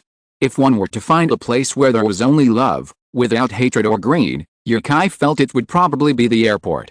If one pays close attention, one will find that love is everywhere in the world. Love is actually all around. However, what Yukai found regrettable about the film was that his 2 favorite characters didn't end up together. It was already 10 o'clock in the evening when they arrived in the UK, and the sky was getting dark. Yukai needed to find a hotel in the city to rest before leaving for the publishing house early the next morning. Yukai's manuscript was rejected by many publishing houses, but was ultimately accepted by Cambridge University Press, one of the top 5 publishers in the UK. In fact, they were the last publisher left. If Cambridge University had rejected his novel, it would have been shelved for at least a year. Getting into the car from the airport, Yukai asked, "How long does it take to get to the Hilton Hotel?" British Airways in-flight meals were a bit greasy. He'd been eating too much fried food lately, so Yukai wanted a lighter dinner, sparing himself from fries and burgers for the time being. Which Hilton? Yukai thought for a moment before saying, "Hilton Cambridge. If we take Newmarket Road, it'll take 13 minutes, but that road is under maintenance today, so we have to take the Michal Way, 18 minutes, sir." The driver replied and drove into the city. Yukai, still playing with his phone, was startled by the words and looked at the driver. He wore a blue suit, elegant black-framed glasses, and his hair was meticulously styled. He looked more like a boss than a taxi driver. Yukai glanced out the window. The car had already merged with the traffic on the highway. "Sorry to bother you," Yukai said. "I might have gotten in the wrong car. Sorry, I thought it was a taxi." "This is a taxi." The driver glanced at Yukai in the rearview mirror and smiled. "You're not mistaken. This is a taxi. I'm a taxi driver, too." Oh. Yukai was speechless. He'd seen drivers in suits and ties many times, but this was the boss's personal driver. Who would ever see a driver dressed so formally in a regular taxi? Maybe he had something important to do after get off work, like a date? Yukai put the question aside for the moment. He was curious about something else, so he asked, "How did you calculate the exact time from the airport to the Hilton?" If it were Yukai, he would say, about 10 minutes, about 20 minutes. But he had to be precise about which route to take and how long it would take. If this route wasn't available, how long would it take to take another route? How would he remember that? This wasn't just a walk home from get off work. Taxi drivers had to travel all over the city every day. Oh? That's a required course, he said. A compulsory course. The driver sat upright, serious. All British drivers must pass a knowledge test. You have to memorize every street and road in Cambridge to qualify for this position.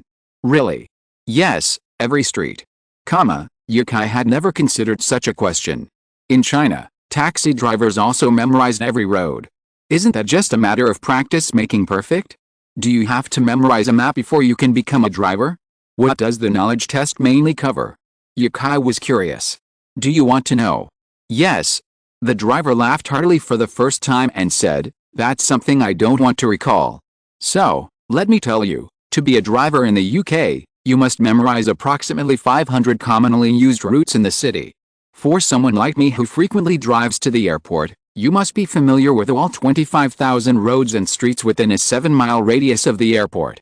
You must memorize the local landmarks, tourist attractions, apartment buildings, houses, police stations, temples, churches, chapels, hotels, bars. After a while, Yukai felt a little dizzy, but the driver kept talking.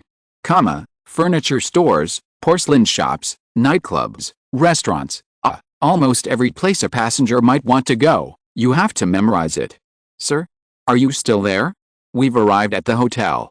So we're already at the hotel? Dizzy, Yukai paid the bill and got out of the car. Looking at the magnificent Cambridge Hilton Hotel before him, he couldn't help but feel a bit of sympathy for British taxi drivers. No, full sympathy? Is being a taxi driver really that scary? Isn't it just about mastering the vehicle and using a navigation system? You guys don't even give the navigation system any respect at all. Yukai stood there for a long time, holding onto his suitcase, before finally sighing, invincible. The air in Britain in April still held a chill. Like China, it was spring, but due to the higher latitude, it was still a bit chilly. Before leaving China, Yukai would definitely check the local weather conditions to prepare for such weather changes. He walked into the Hilton with his suitcase and headed towards the front desk. The Cambridge Hilton's rooms were rarely fully booked. It wasn't as famous as London, and during tourist season, finding a suitable place to stay in the entire city was difficult. Besides the sheer number of tourists, another factor deterring ordinary travelers from staying here was the Hilton's exorbitant room rates. Ms. Ansley, working the front desk, was applying makeup. She'd just broken up with her boyfriend half an hour earlier, prompting her to go to the bathroom and cry. She'd just washed her face, her makeup gone. Bule, sitting next to her, suddenly announced, "A guest's here." Ms. Ansley quickly lowered her head, shielding her face with a high desk at the front desk to continue applying makeup. Regulations prohibited them from meeting clients without makeup. Of course, it was Yukai who approached. Because of the cold weather in the UK, he wore a khaki trench coat and a grey scarf, smiling as he approached the front desk. Bule stood up and said, "Hello, welcome to Hilton." Yukai nodded and replied, "Hello, my name is Yi, and I've booked a room here today." Bule checked the message on the computer and said, "Yes, your room is on the 6th floor." She glanced at Ansley, seeing she was still putting on her makeup, and said, "I'll take you upstairs." Chapter 198 English version signing. When Bule returned to the front desk, Ansley was gazing blankly at the surveillance footage. Noticing Bule, she said, "I finally understood something." "What did you understand?" Bule asked. "When you're at your most desperate, you always meet the person you love most." "The person you love most? That guy just now? Oh my god, that's Chinese. When did you start liking Chinese people?" Bule was astonished. She could tell the Chinese guy was attractive, but were you sure you wanted a Chinese boyfriend? "Oh," Ansley muttered to herself in the mirror. Forget about downstairs. After arriving in his room, Yukai unpacked his toiletries. He'd just told the young lady his request. It was a reasonable one, of course. Yukai was just hungry and wanted something to eat. He told them to bring the food to his room, and he wouldn't go downstairs. After such a long flight, a good night's sleep in the hotel was probably what Yukai wanted most. Shortly after he finished showering, the doorbell rang. "Hello, room service." It must be the food he'd ordered.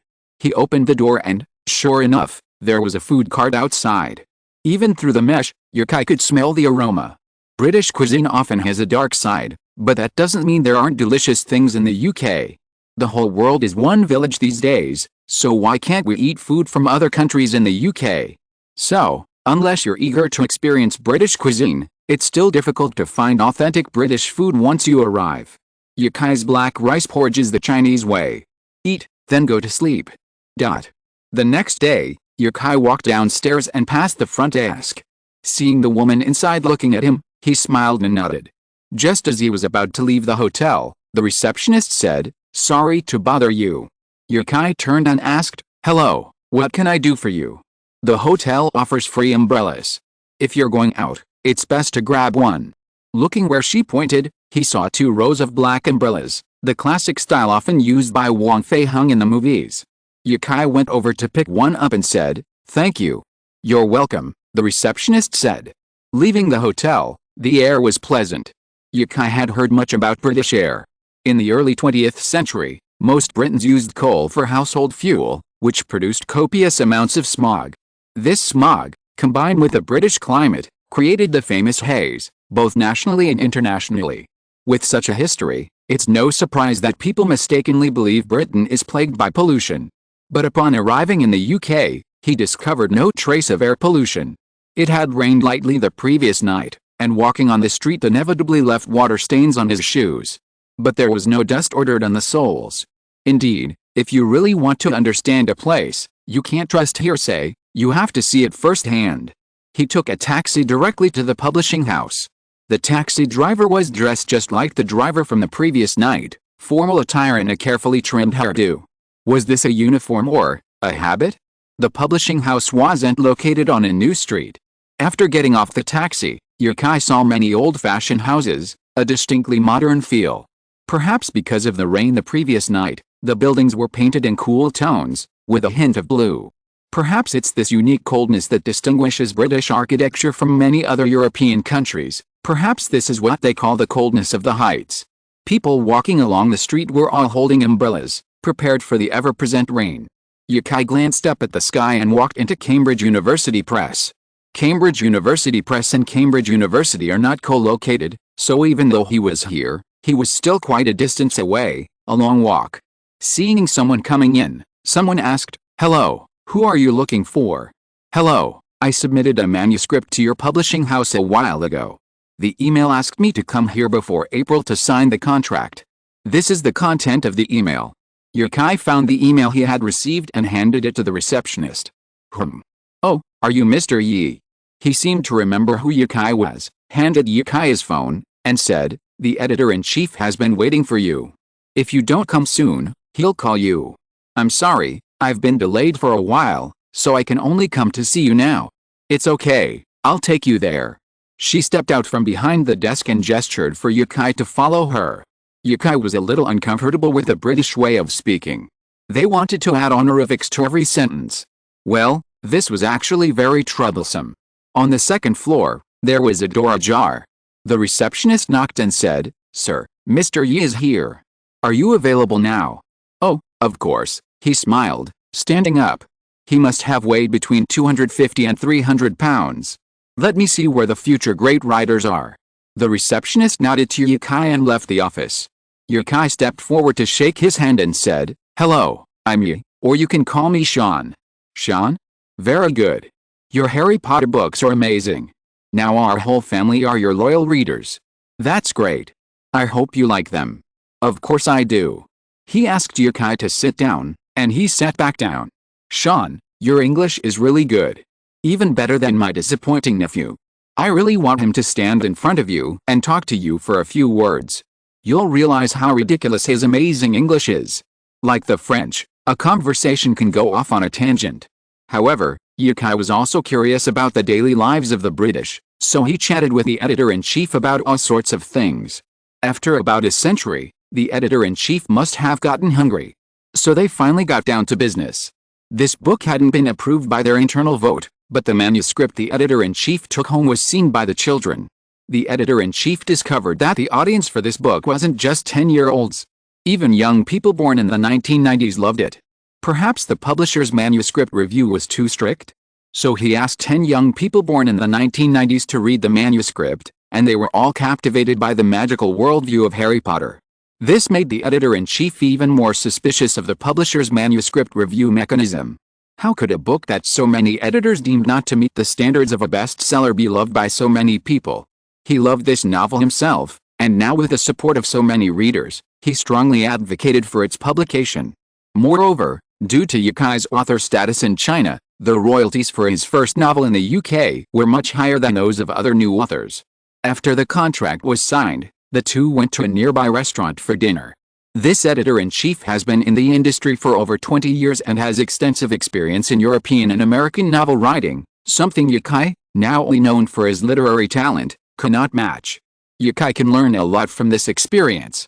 On April 29, the English edition of Harry Potter was signed to Cambridge University Press.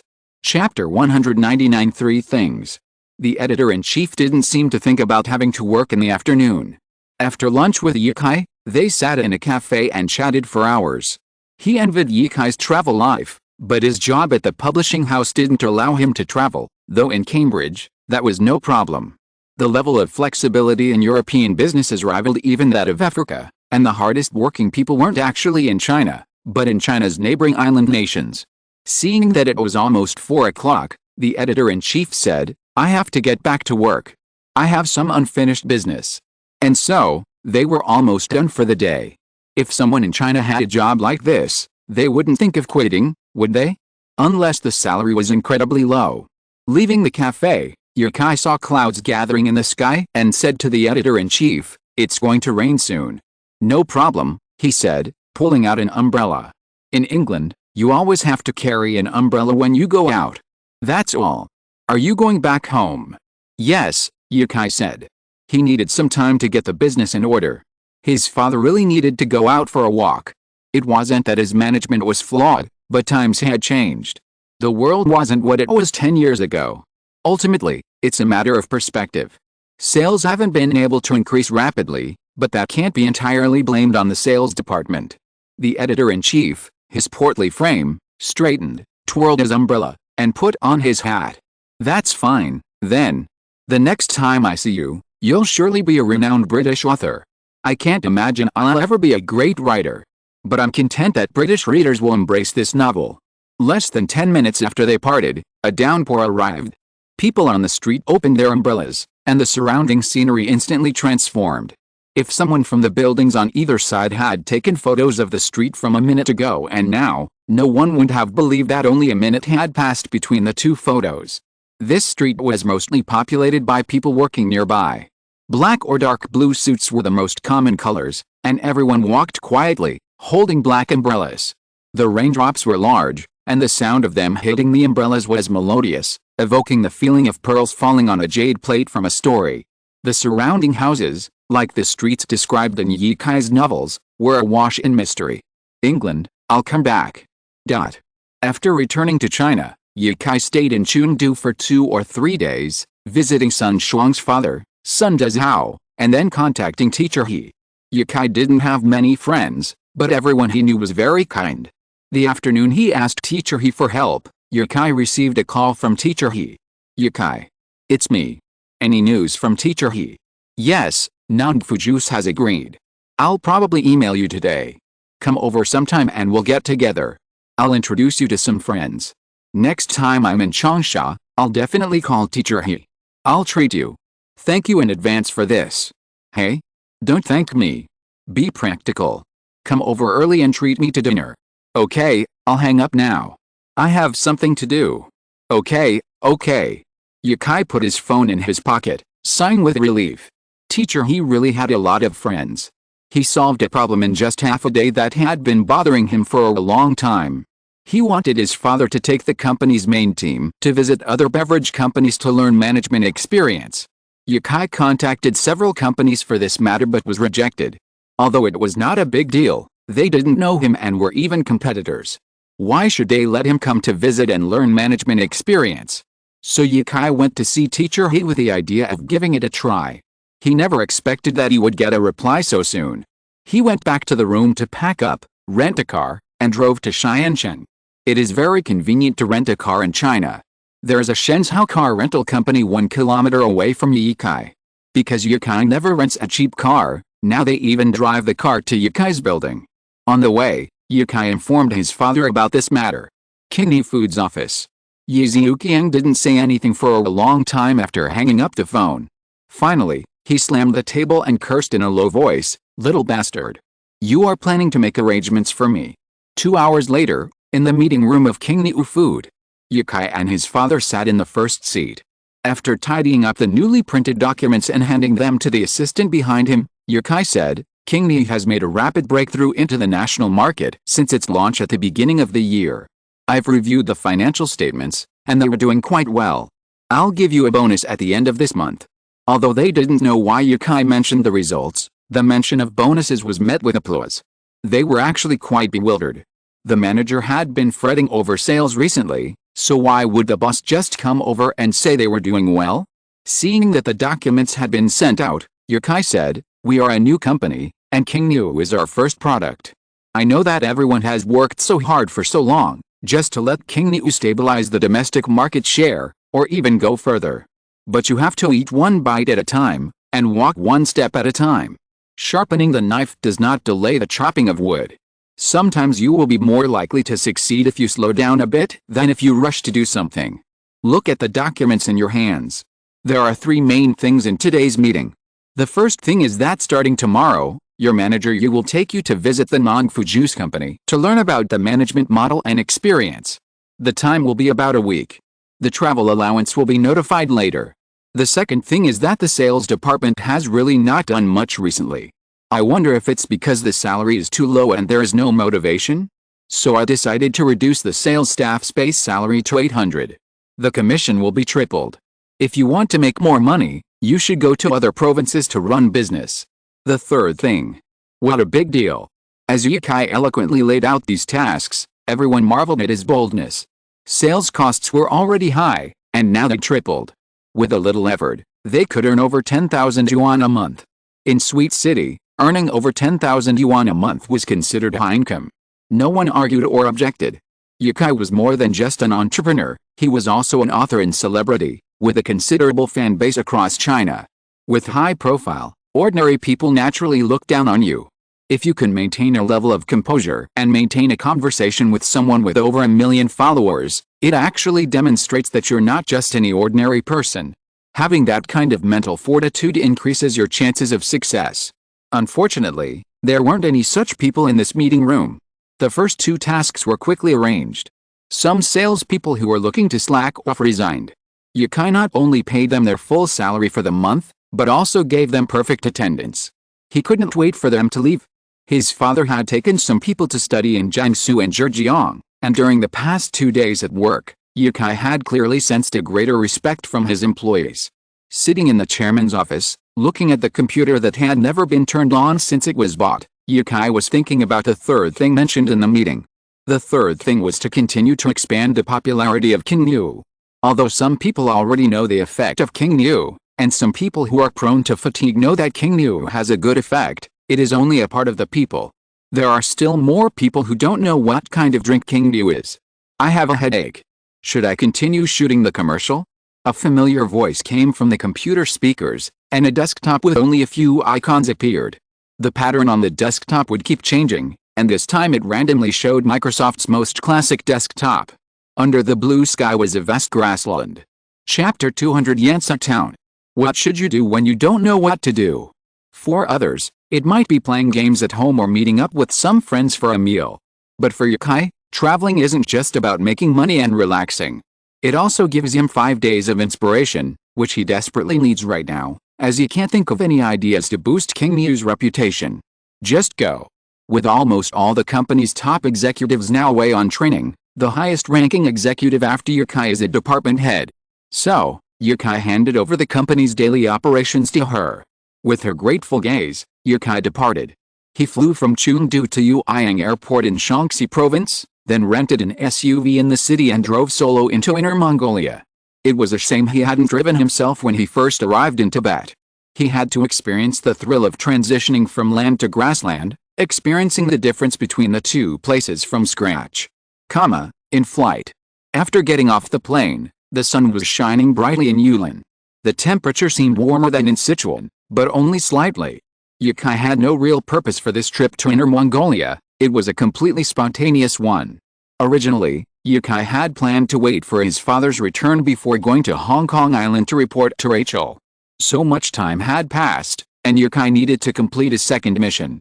Although the WPSA offered freedom, since he enjoyed the benefits of the organization, he felt an obligation to help it accomplish its goals. Yukai himself was also happy to participate in such public welfare projects. However, since he had chosen to travel to Mongolia for a while, he would put this matter aside and return to it after the trip was over. Yulin is not far from Mongolia. It is located in the northernmost part of Shaanxi Province, China, at the junction of the Loess Plateau and the Maowusu Desert, forming the transition zone between the Loess Plateau and the NMG Plateau. While not many people know where Yulin is, many have heard of Yansa Town in television or novels. Yansa Town was one of the 9 important border towns during the Ming Dynasty and appears frequently in works related to the Ming Dynasty. Yansa Town is now Yulin. Arriving in YL City from the airport, walking down the street, one can see ancient buildings surrounded by modern buildings amidst this modern steel jungle. Though lacking the weight of history, the ancient city's rich character can still be felt from overlooking the tower or strolling along the pedestrian streets. Following the directions on his phone, Yukai arrived outside the car rental company. He stood for a long time, rubbing his chin, and finally snapping his fingers, muttering to himself, "Since I'm here, wouldn't it be a shame not to take in a tour?" Yukai admired the Ming Dynasty, so this place held a certain allure for him. When traveling to an unfamiliar place, what matters most isn't a fancy, expensive camera, it's a guide who knows the area well. Without prior knowledge of the history of scenic spots and historical sites, even if you visit the Great Wall, you'll only think of it as a mildly impressive ancient wall. But once you learn the story of the Great Wall and its profound legacy, you'll understand the ancient saying, "He who hasn't visited the Great Wall is not a true man." The local tour guide industry is booming, and Yukai couldn't find any vacancies at various agencies. So, he contacted a private guide through a job search app. After paying a double premium, the guide appeared within half an hour. The tour guide was relatively young, thin, and short. A tutu would suit him well, Yukai thought. He glanced around and spotted Yukai with his luggage beside him. Dao Shuogayu hurried over and said, "Are you Mr. Yi?" "Yes, you're my tour guide, right?" "Yes, my name is Dao Shuogayu, and I'm your tour guide for this trip." "Am I late?" Yukai said, "No, it's still early for the agreed time." This client was quite easy to talk to. Dao Shuogayu had to tilt his head to see Yukai. He was wearing a hat and a mask, so he couldn't see his face clearly, but he had beautiful eyes and a great figure. He also had a nice voice. Dao Shuogayu thought, "I kind of want to see this client's face." Yukai asked, "So where should we go first?" "Oh, Mr. Yi, is there anything in particular you want to see while you're here? Or what's your goal? I can help you plan a route." "Goal?"